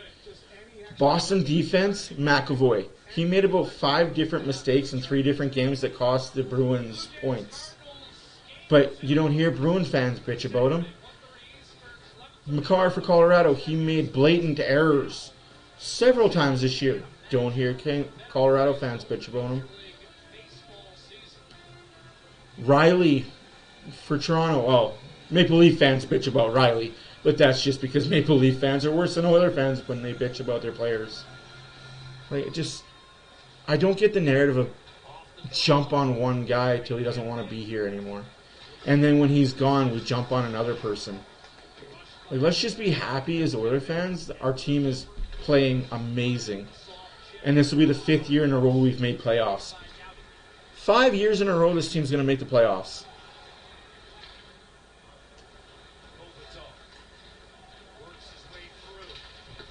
Big save there by Skinner. 2.5 minutes left to play in the second period.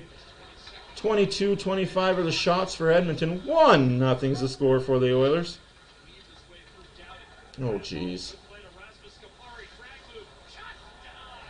Big save again by Skinner.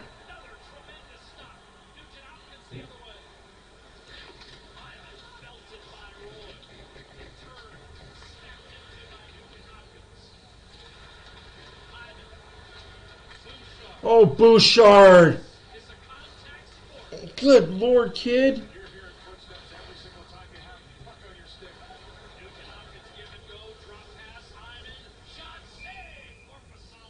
Oh, we need better sticks for Bouchard. No, we don't need Kyle Makar. We don't need Kyle Makar. Makar's not a defenseman. He's a 5th forward.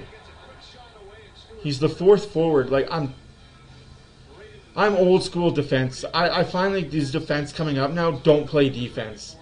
Their plus minuses are garbage. And it's all about how many assists or how many goals I can score, not how many can I keep out of my net.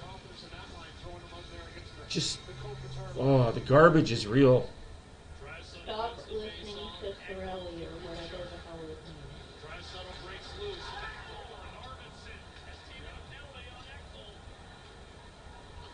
Oh, another power play for the Oilers. 1.5 minutes left to play in the second period. 25-23 are your shots. Oilers power play. Old teammates going at it again. We saw the big hit earlier at Cole and Arvidsson. And it's Arvidsson for the hold. Well, it looked like a great chance. Yeah, I can think of lots of annoying fan bases. Philadelphia Flyers fan base, Buffalo Sabres fan base, New York Rangers fan bases,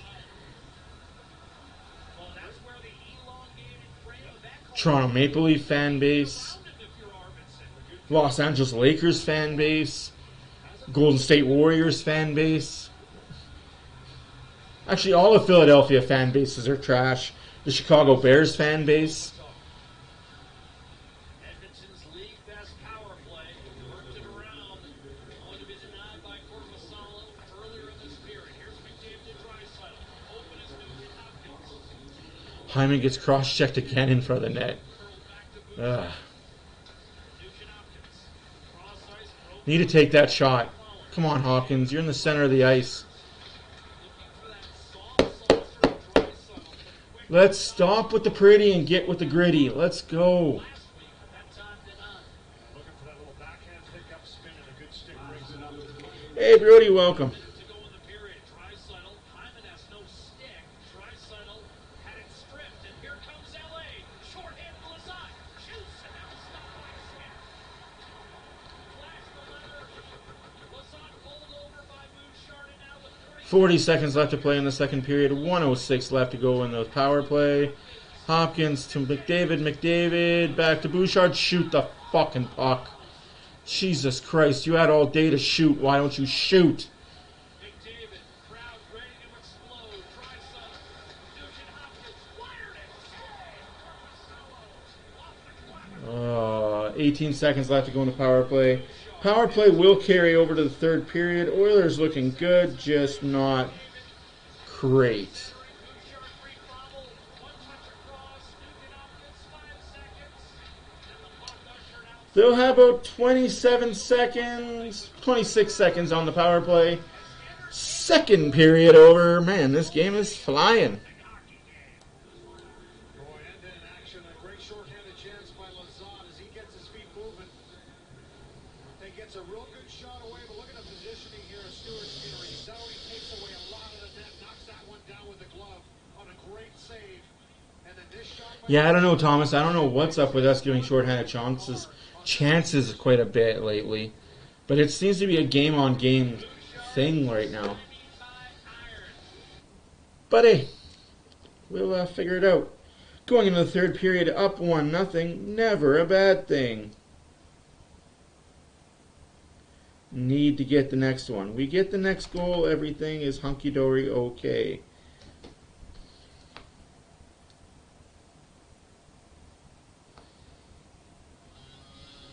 Oh, that's why he can't lay down and freaking get comfortable.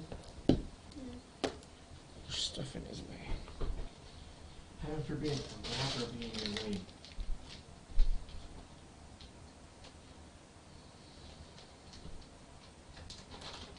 It's your dog. He's fucking yours. You brought him into this relationship. And yet he adopted you. All dogs adopt me.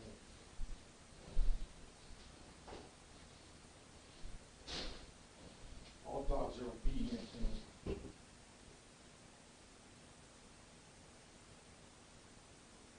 Yes, that goes for the female ones too.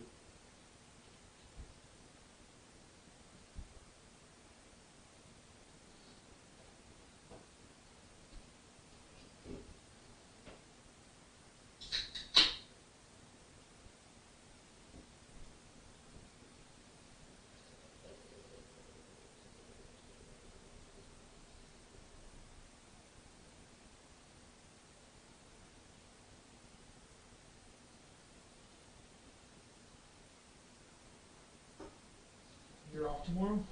Nope. I'm off Saturday, Sunday. I don't like that they have your off days so far apart.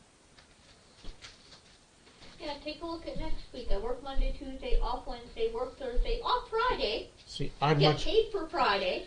I think that's where Joan forgot that it's a holiday on Friday. I like that. You don't work Sunday, you don't work Wednesday. So those are your requested 2 days off. Those are my So you can work non-negotiables. Monday, Tuesday, or you can work Monday, get a Tuesday off, Tuesday, Wednesday. and then work Thursday. But if with them giving me 4 shifts a week, it's either I work Monday, Tuesday. No, you can work Monday, Tuesday, because at the beginning of the week she's fine. It's about Thursday, Friday, she's done. Okay, so I'll ask. I completely forgot about taking her to Dee Dee and Papa's this week. Yeah, you think? I will ask Debbie if she minds taking her on Thursday. I'm going to mute you guys, so you guys don't hear the background info conversation.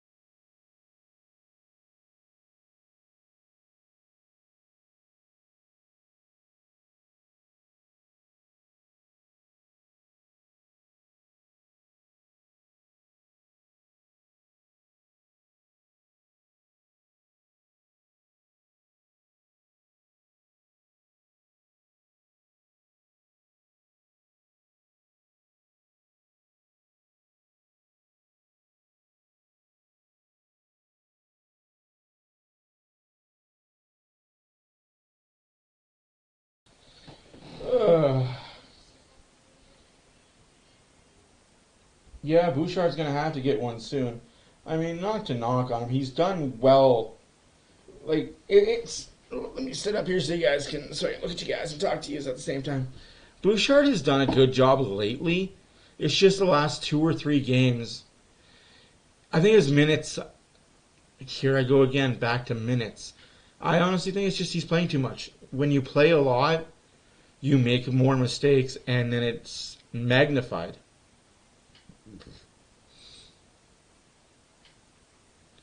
Golden Knights have clinched a playoff spot. There's a lot of eliminated in the West. Like I said, it's a four-team race for the wild card. In the East, it's a 3-team race for the wild card.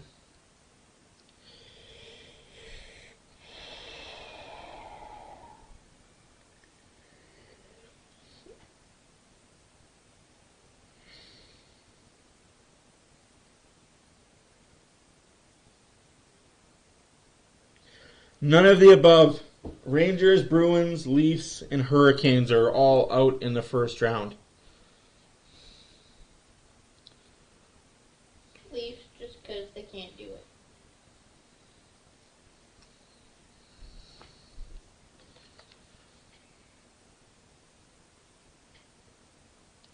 So, as it stands right meow. You know what? I'm going to say my prediction for the East right now. Bruins are going to play the Panthers. The Leafs are playing the Lightning. The Hurricanes are playing the Islanders. The Devils are playing the Rangers. The Islanders and Panthers are winning that series. The Devils are beating the Rangers. The Lightning are beating the Leafs. No more Boston. No more Carolina. No more Rangers. That's just how I feel. I honestly feel like those teams are playing the best coming into the playoffs. So sue me.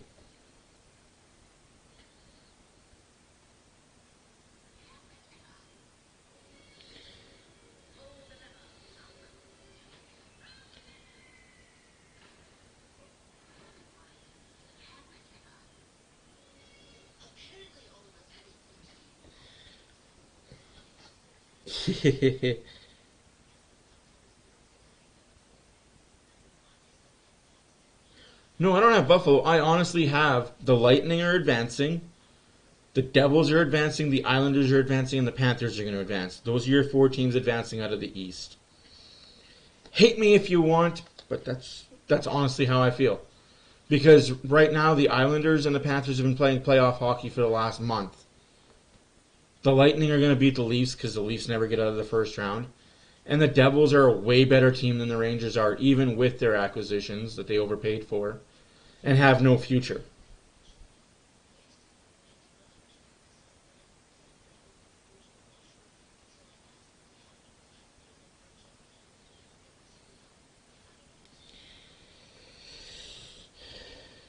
Yes, thanks everyone for your likes. Thank you for liking and subscribing to the channel. We're here all 82 games and some in the preseason.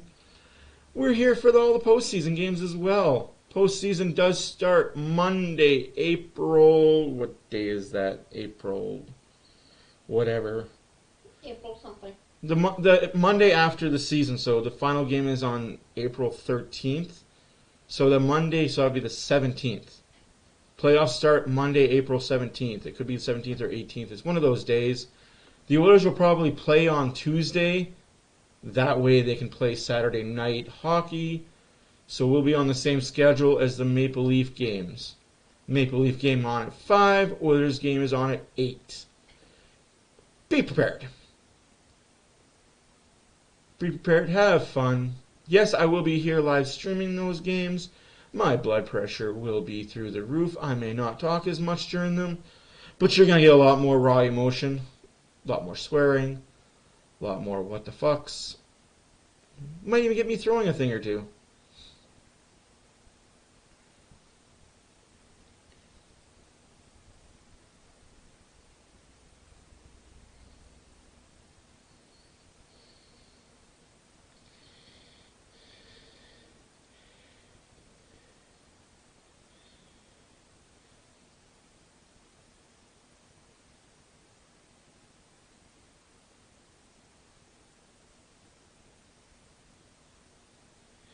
I already told you who's in the East. I honestly think the Devils might make it out of the East just because they've been good, consistent all season. It could be the Devils or the Islanders. Honestly, those are my dark horses out of the East. The Devils or the Islanders to make it out of the East.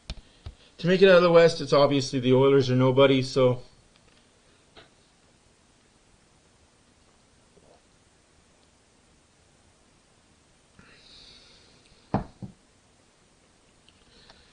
Still 8 minutes left to go in this intermission.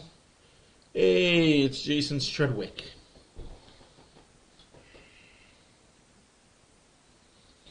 You know what, Elvin? That was a really good race. I was a kid when that race happened, but... And he was a chicken, you know what. He didn't pull up because of injury. He got pulled up because he knew he was going to lose the race. Oh, the Johnson versus Bailey race for the fastest man alive.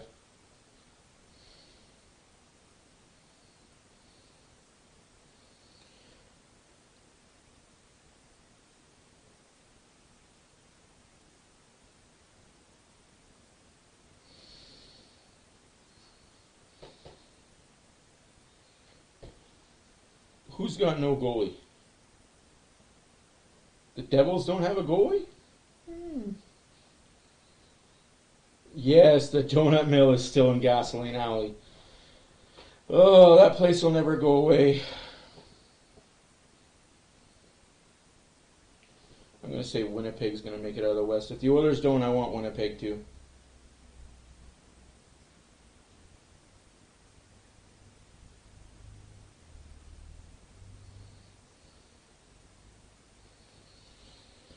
Man.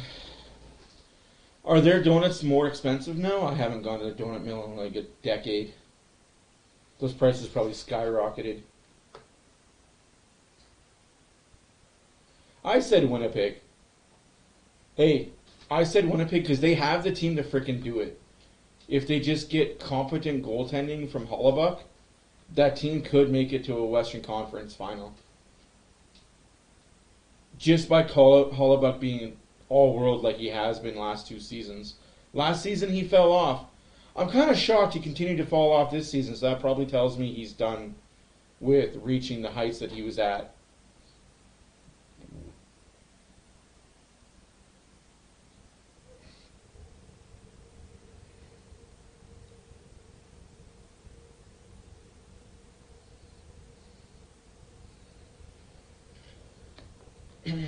It's not about the goaltending, man. Like, I really can't emphasize this enough.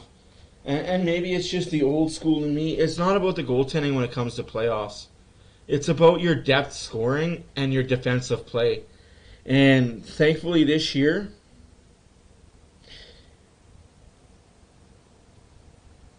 the Oilers have figured out depth scoring. But honestly, come playoff time, it's your third line. It's your fourth line. It's your third pair defense, your second pair defense, and then it's your goaltending. But the Devils have that. The Islanders have that. And the Islanders have a really good goalie in Sorokin. Fucking love Sorokin. If Skinner wasn't such a good goalie and such a really good dude, I would almost say that if we got Sorokin, he'd be the number 1 starter in Edmonton.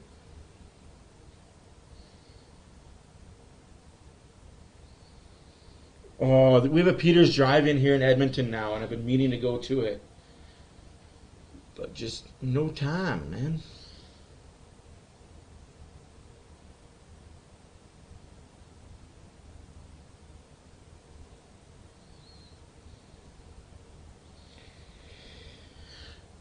Goalies don't matter as much as they used to, man. Like I hate to say it, but you could have average goaltending and still be a good team. Like, you could have nobody goalies and be a good team. As long as you've got good defense in front of you that knows how to block shots, collapse, and just capitalize on the other team's mistakes, it's all you need. Like, if you can score 2 goals a game and limit your own mistakes, you're going to win 95% of the games in the NHL. That's one thing the Oilers have not learned yet, is to play mistake-free hockey. we make too many mistakes, and we have to have our goal scoring bail out the mistakes we have, or we have a goalie that can't stop that lets in 4 goals a game, so we have to score 5 goals a game, which is nothing wrong with. It's just teams that don't have good goalies don't need it because they rely so heavily on a defensive structure.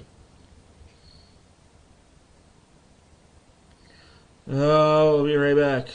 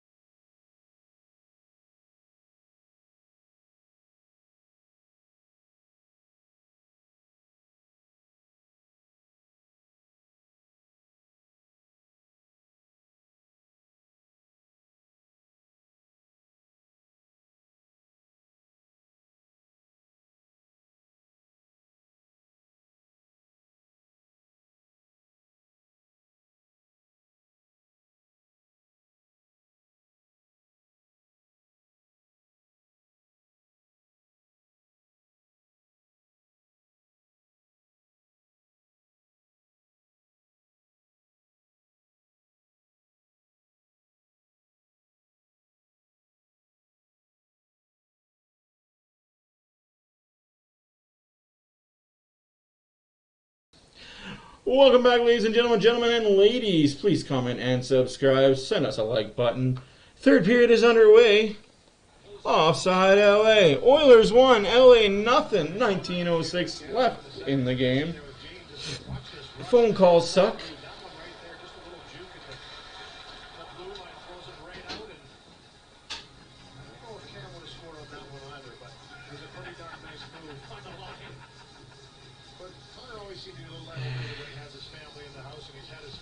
Oilers had to let Cam Talbot go.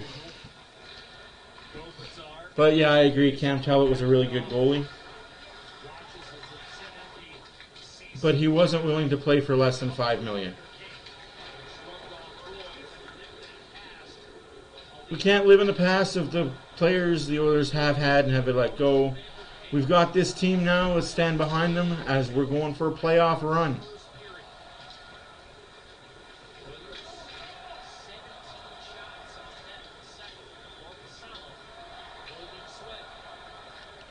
Kane with a little dump and chase.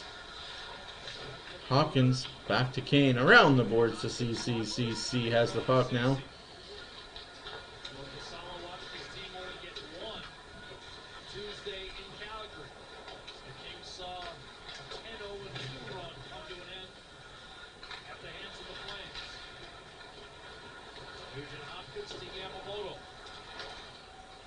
Kane, Yamamoto, and Hopkins. This line is buzzing.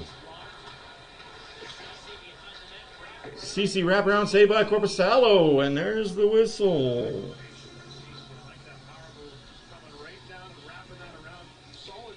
No goals in the second period.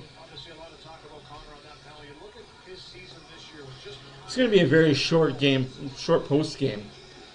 If it's just a 1-0 score or a 1-1, 2-1 final, makes for really short videos.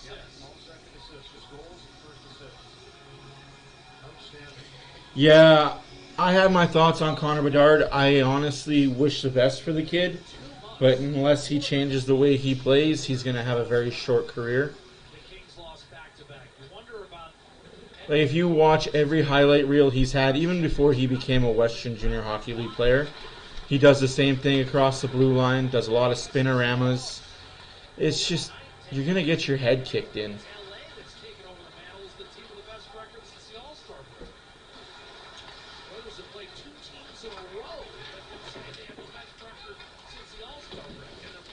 Oh, you're going to call that a trip?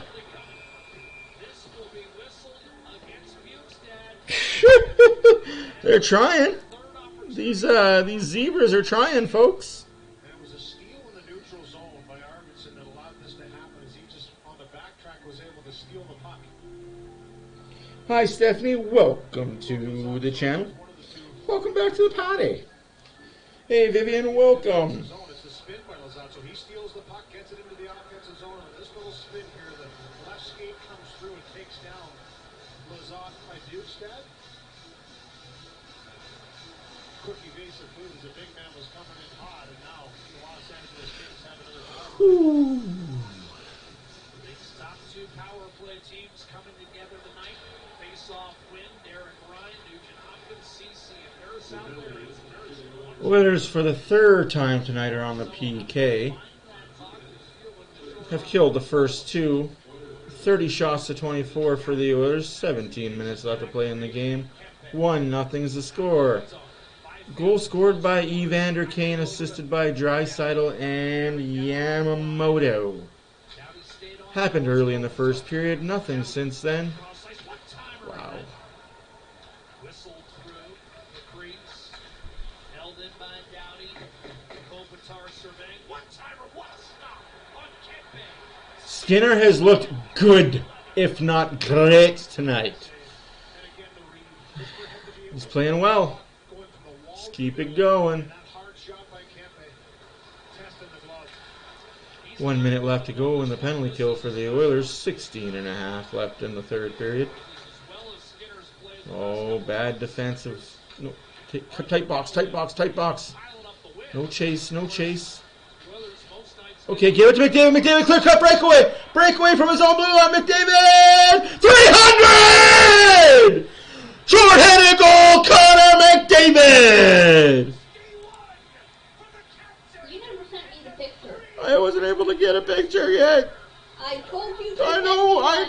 told me to do it. God damn it, woman. Before the game. Shut your mouth. I will around something. Family Channel. I didn't collaborate. You're the one who went there.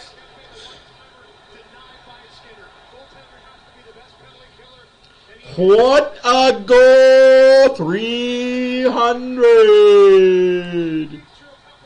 There it is, folks. I told everybody he was waiting for everyone else to do it.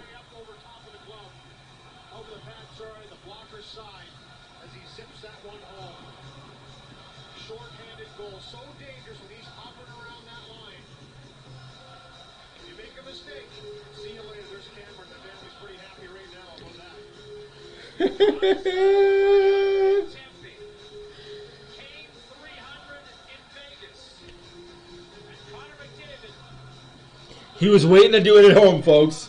He was waiting to do it on home ice in front of his fans. And family. Yeah, well, his family was also in Tempe. I think. Maybe not. No, maybe not. I'm wrong. No.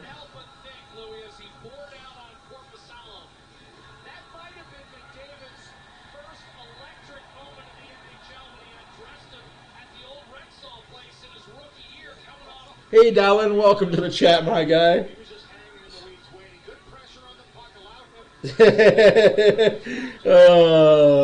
You don't jinx nothing, man. Like, if you think you jinx it from sitting in your living room or your basement or at a bar, we got problems. If that's all it takes for a team to be jinxed is somebody sitting in a bar doing something the wrong way, not wearing a shirt the right way, man, you can control the world. Fastest games to 300 active players. Connor McDavid, third fastest. 473 games for Ovechkin. 550 for Stamkos. 563 for Connor McDavid.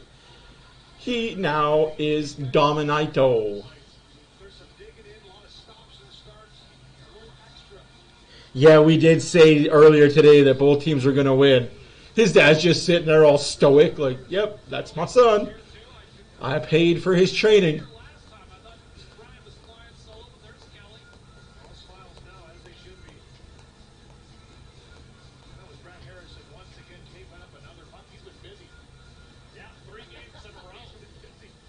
His is going to be slightly different. Why? Because I found a template that actually makes perfect sense for this. Perfect, okay. I have the power to control the world. You got the mind power to control the world. Unassisted goal by Connor McDavid. Short-handed, of course it was.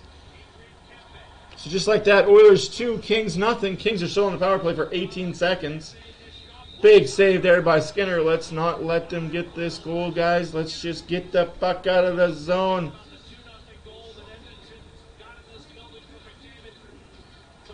And just like that, a power play over.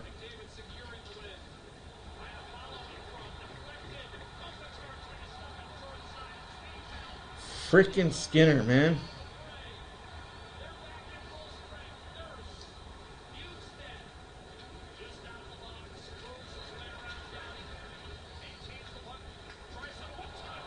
Draisaitl shot saved by Corpusalo.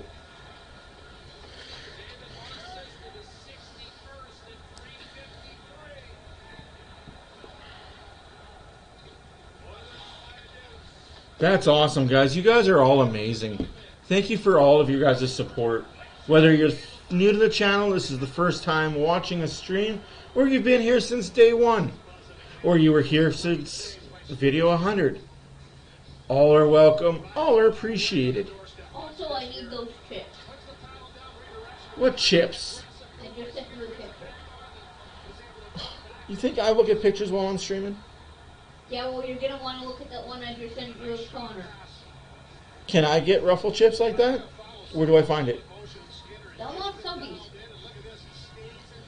Well, you drive close to Belmont. Not really. I can. I can detour there on my way home tomorrow. We'll detour from there tomorrow.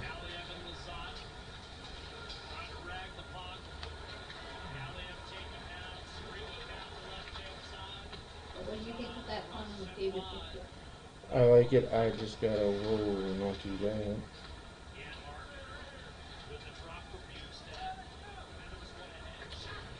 Ooh, Kulak just misses the net.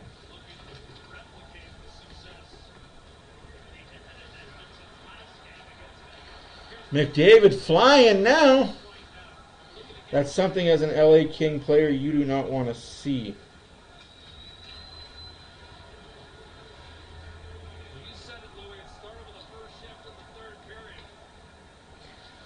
Oh, why is my brain farting so bad right now? Because you're tired. Driving in right outside, could not work his way through. Gavrikov, Nugent Hopkins, back to McDavid.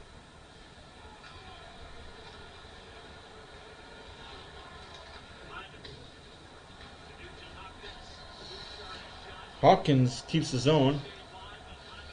13 and a half minutes left to go in the third period. 2-0 Oilers.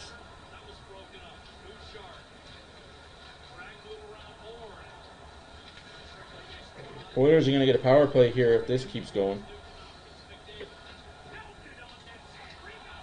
Hopkins almost gets another one. Oh, 13 minutes left to play in the game. 32-30 shots for the Kings, who did dominate that second period in shots at least.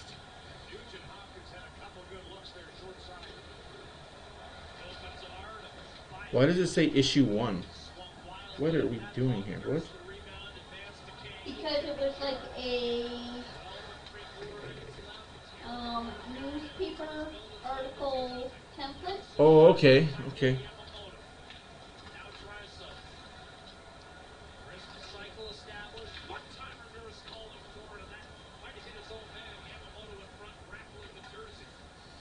There you go, B-Dub. Something for you to look at. You and all your computer screens.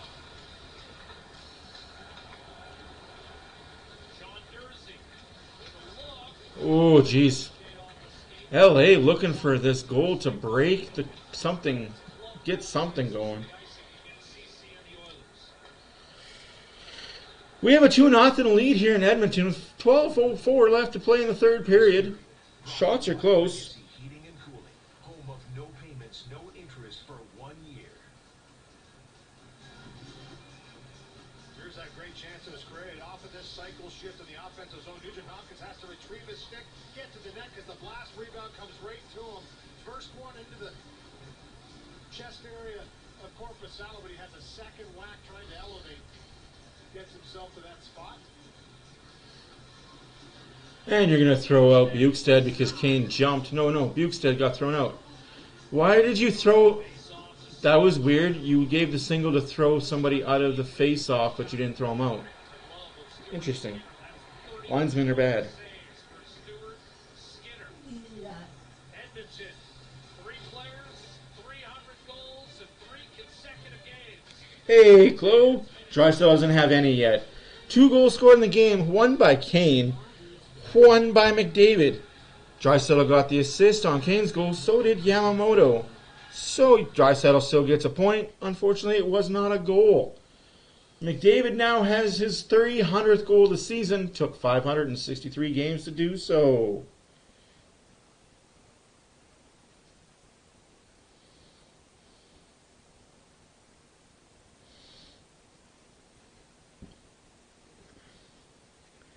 Third fastest active player to do it behind Ovechkin and Stamkos.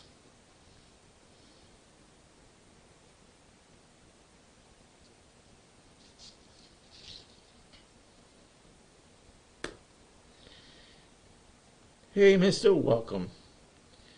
Yes, this is a very physical game. This is a playoff game. And this is why I love to see the way the Oilers are playing. They're playing a playoff style game and actually battling and winning the battles in this type of atmospheric game. Does this mean that it can carry over to the playoffs? Yet to be seen. Jury's still out. But it bodes well. Because there's been times where we've been a playoff team, but we get pushed around and we don't look engaged. This playoff run, this team looks engaged. You can call it the Elcombe factor. You can call it just knowing what it felt like to lose to Colorado in 4, even though all 4 games were in overtime. But this team is different. Pretty much the same roster, just a little different.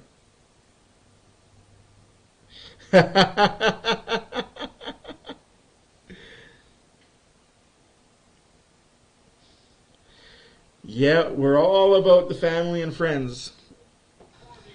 Stephanie, thank you for the invite. I will have to run it past my wife. Are children allowed? She said Anna was welcome. Oh, there's a slash. Oh, don't break, don't break, don't break. Good defensive play there by Ekholm. Again, good defensive play there by Ekholm. Save by Skinner. We're down to 11.5 minutes left to play in the game. 32-34 out of shots. Still 2-0. That's a nice looking puck.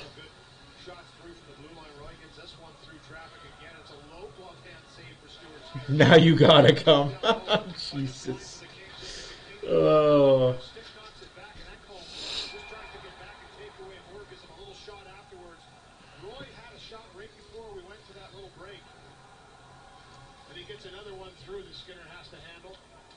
I don't think Anna can come. That's gonna be a late game. 8 o'clock start. Yeah, we wouldn't need to do that. If you know Anna would not. Yeah, because she needs bed by 7. Nurse gives it to Kane. Kane shot way wide. Out of play. Message from a gambling website that we all really need to hear for the 13th time in one game. Even though it says Ontario only. So why do we get that in Alberta? Sportsnet or idiot?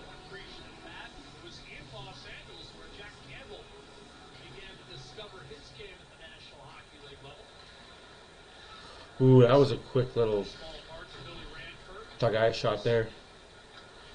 McDavid. Oh, what a save by Korpisalo. That could have been nail coffin if that goes in. Hopkins feeling it lately. Like to see it.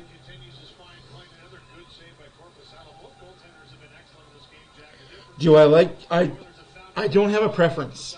So, little known fact about me is I don't care for the players on the back of the jersey. It's about the crest on the front. Because I've seen Gretzky go and come. I've seen Messier leave. Anderson, Curry, McSorley, Ryan Smith. I've seen these guys all come and go. Hall, Eberle. So to me, now it's become the crest on the front.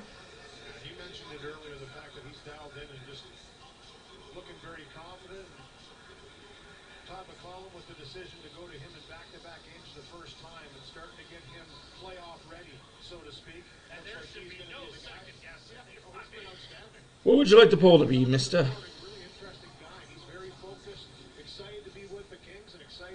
No, I didn't even know who Peyton was. Womp. I live in a bubble world.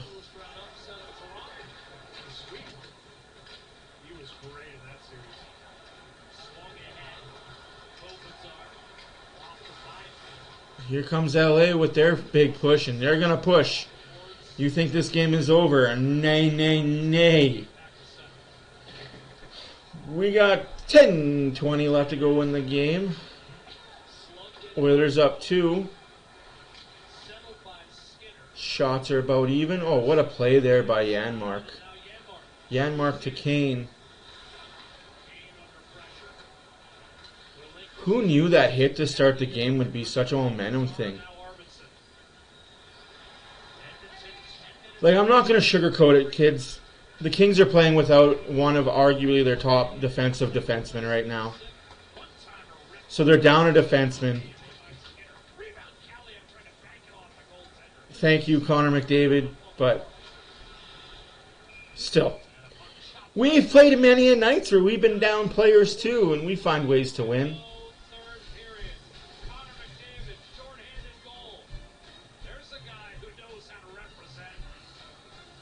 I'm kind of disappointed in the Oilers, actually. I don't know. I didn't watch the pregame stuff, so. Who scores the third goal? Hopkins. I think Hopkins is going to get the third goal tonight. Probably an empty netter to boot.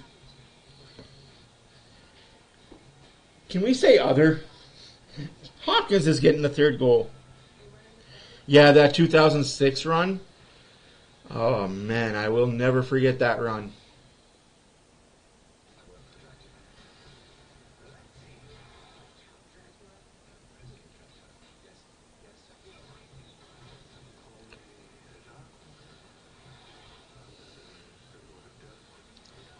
That was the run that broke my heart.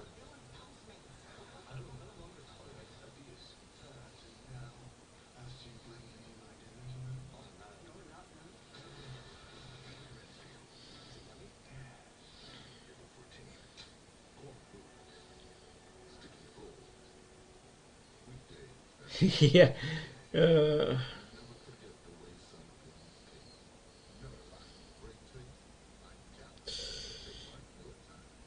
Who chose Kane to score?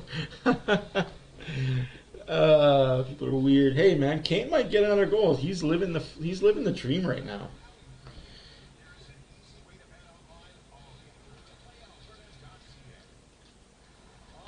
I was in Fort McMurray when the Oilers were having their 06 run, so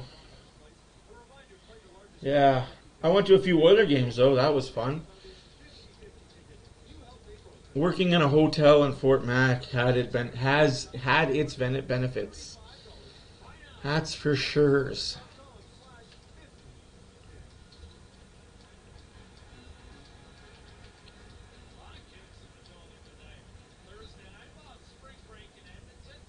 Absolutely, spring break in Edmonton. Why not have kids in there?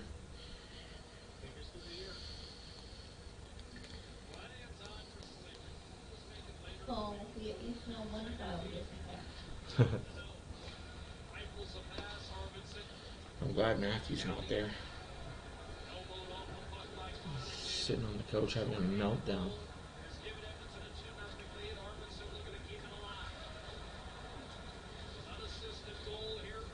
And I'm kind of shocked that she's stuck to her guns, but I'll talk to you about it after. Hyman shot saved by Korpisalo. We are at 9 minutes left in the game, folks. 2-0. 35 to 33 of the shots.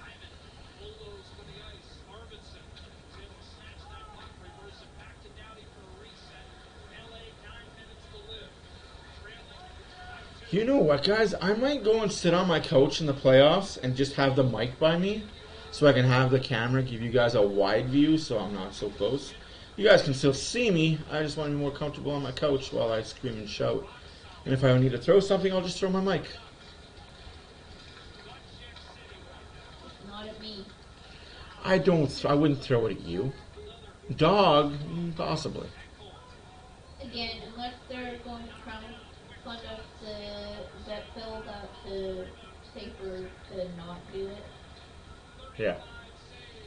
And that's going to be icing against the Oilers with 8. Oh no, it hit the stanchion and stayed away. Good short. That was perfect curling jaw weight on that if I ever seen something. Here comes Fogle. How you doing? How's your mother? Look out, your jockstrap's in the corner. 7.5 minutes left to go in the third period.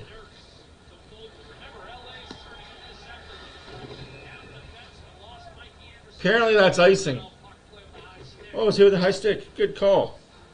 Connor McDavid, that shorthanded goal extended his point streak to 10 games. It's the 5th time. What do I do when it's off season, Kelly? I like to go camping. I like to go to the beach and enjoy my life. I like to spend time golfing. I like to just be anywhere except indoors. Beautiful fit from Korpisalo, make it 2-0, but there they are right there over the course of this season. There will still be videos daily coming out from the channel. A little more on that as the postseason happens, but yes, I will be outside most of the time. Big defensive play there by Ekholm.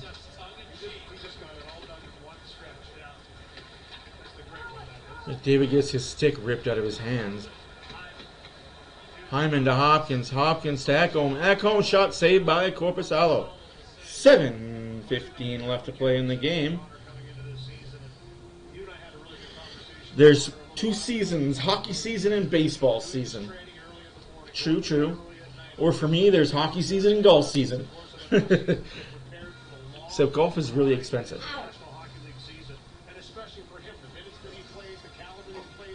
Oh, I meant to look that up today. Oh man, I space cadetted.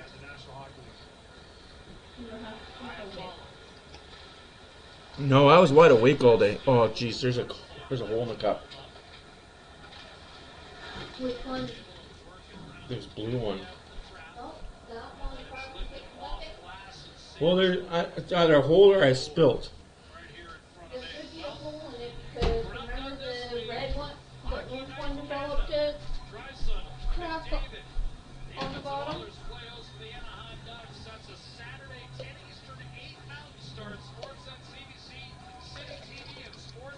Yeah. Because the orange one developed a crack that same way. Oh, that's a deep one too. I didn't even notice that. Jesus. Well, Don't throw it out. I'll save it. you need another random unusual cup? Yeah, throw it out.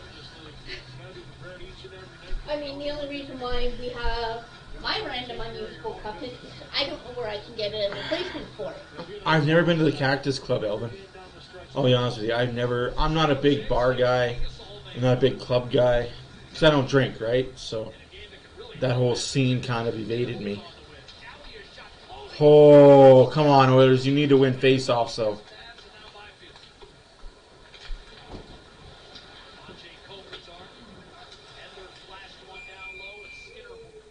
Six and a half minutes left to go in the second period. 2-0 Oilers.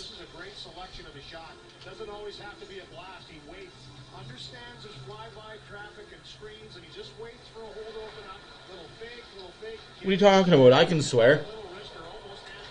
In order for me to get money on YouTube, I need 1,000 subscribers. And I can swear. Have you not heard my channel? You're not a TV child friendly channel.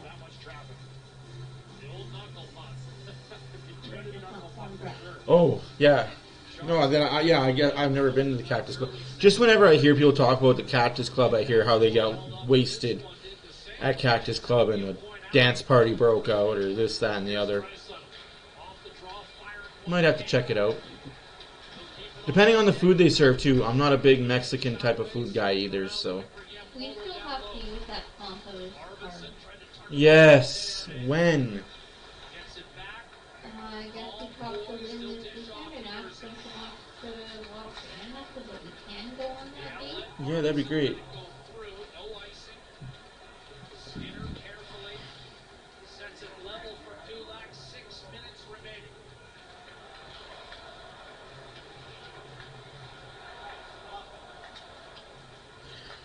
No, I'm not a Boston pizza type of guy.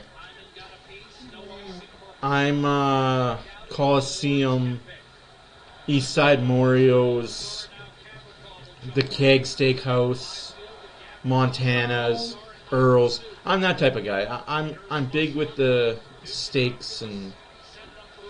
So now I want the Earl's balsamic vinegar bread. I'm a big Italian food and steak guy. Steak, mashed potatoes, and some spaghetti and some like Italian food. Like nothing better than that. Party food. Yeah. Give me an all-you-can-eat buffet from Buffet Royale. That's what I'm all about right there. Buffet Royale, $25 a plate, all you can eat. 5 plates later, you're undoing your pants and rolling yourself out. 18 desserts. I mean, you didn't do too bad when your dad took us to Chinese. Because it's Chinese. There's a difference. Buffet Royale is way different.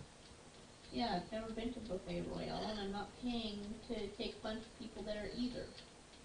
I'm gonna stay at home, save my money. I'm a ramen noodle craft dinner type of dude, mixed in with some tomato soup. We're good to go. Grilled cheese sandwich, tomato soup, ramen noodle, craft dinner. The easy stuffs. Right now, it's not every That's awesome.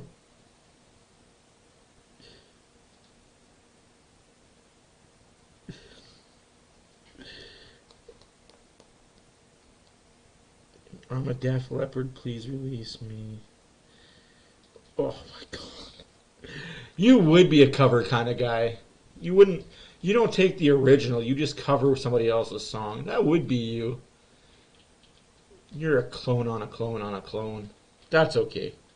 Some people still like it. 165 subs. You guys are unreal. Like I said, it's all you guys. I'm just here with the mic in my hand. I'm a bad, bad man with a mic in my hand. And yes, that is the John Cena Bumpy Knuckles My Time Is Now CD reference. Out now, available where you can buy all your CDs. H&M CD store. Walmart.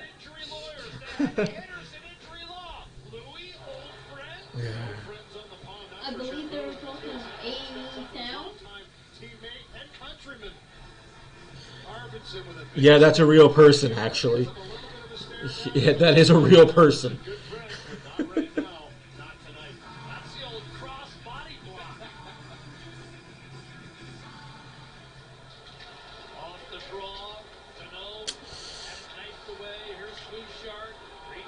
Here's the podmaster. That's awesome, Jamie. That's hey man. We don't bat eyes at that, man. Oh, no hook, no trip, no nothing. Just okay. Fair play by Moore. Trevor Moore can do nothing wrong in the eyes of the official.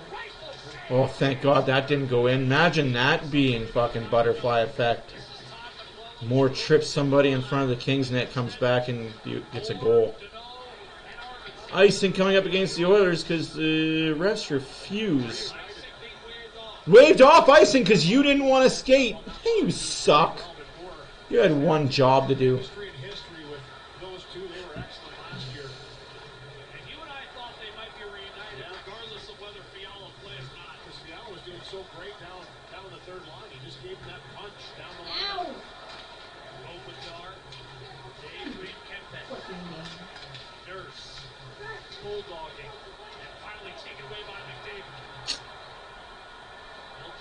McDavid, a little chip and change. Lay another big hit. McDavid hurt someone else.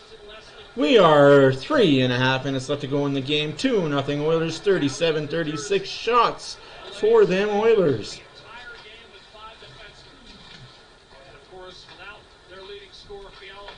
Oh, boo-hoo. Fiala's not playing. One player shouldn't dictate how good or bad you are, goal-scoring-wise. Jesus. As we keep hearing from fans around the league, oh, without McDavid, Oilers are nothing. I guess without Fiala, the Kings are nothing.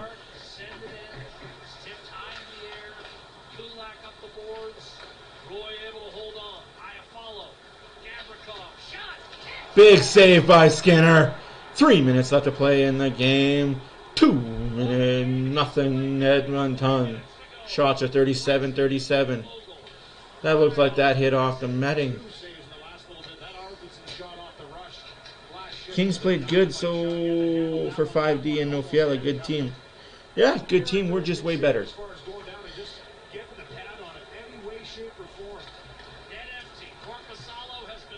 Sorry, guys. I didn't mean to make you guys hungry. I'm snackish myself.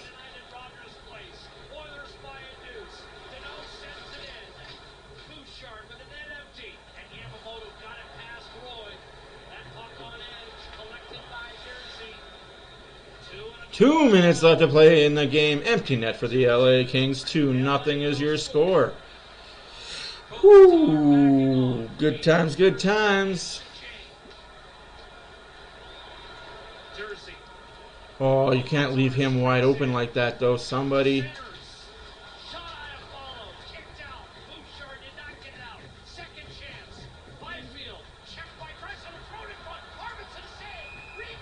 Big save by Skinner, but what are we doing, Bouchard? 2 bad giveaways late in the game. Cannot happen!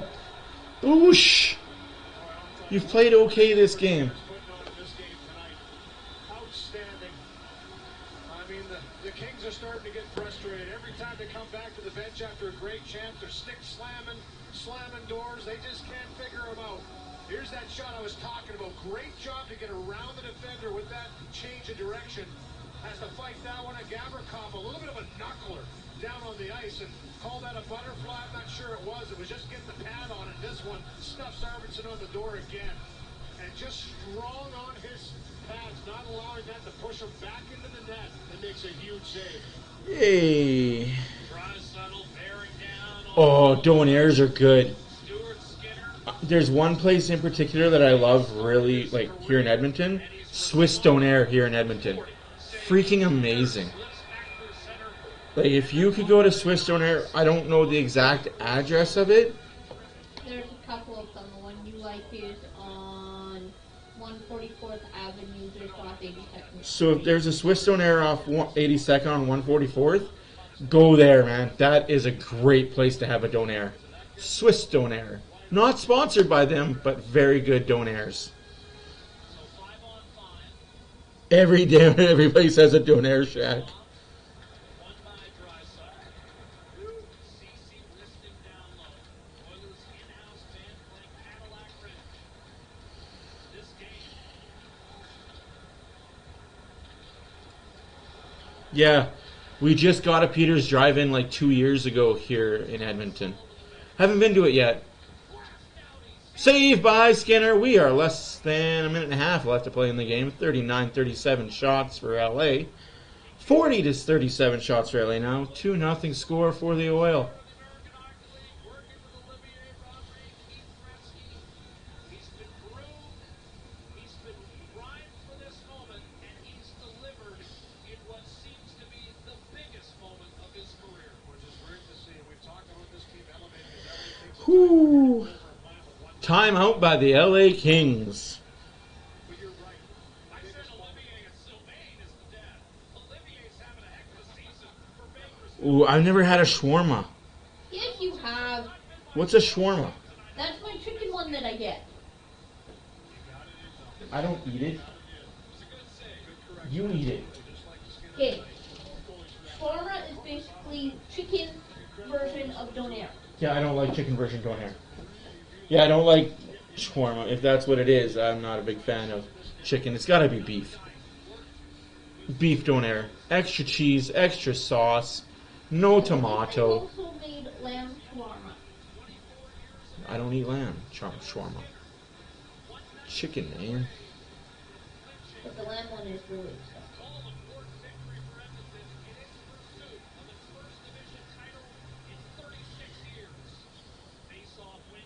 Yes, hey Dakota, welcome my guy, welcome back.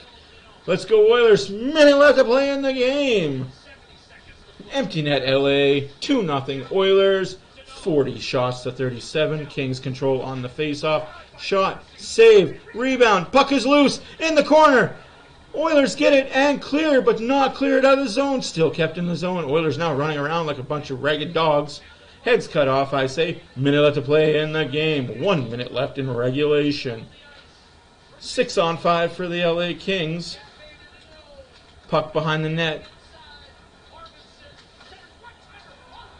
Off the post. I think that went in.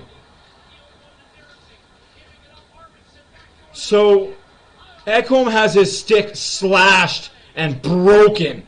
No call on the play. What a save by Skinner.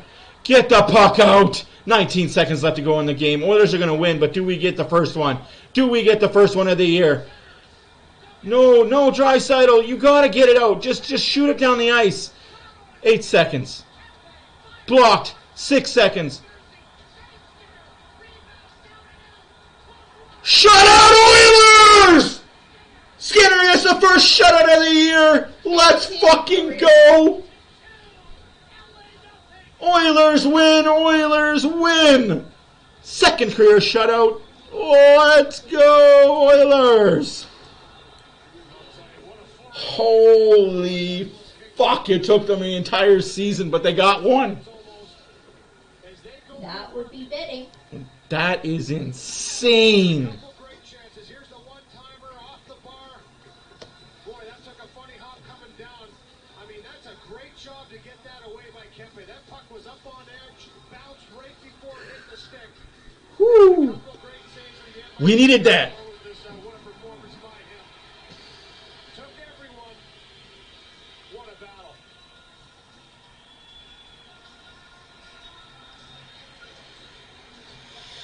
Whew.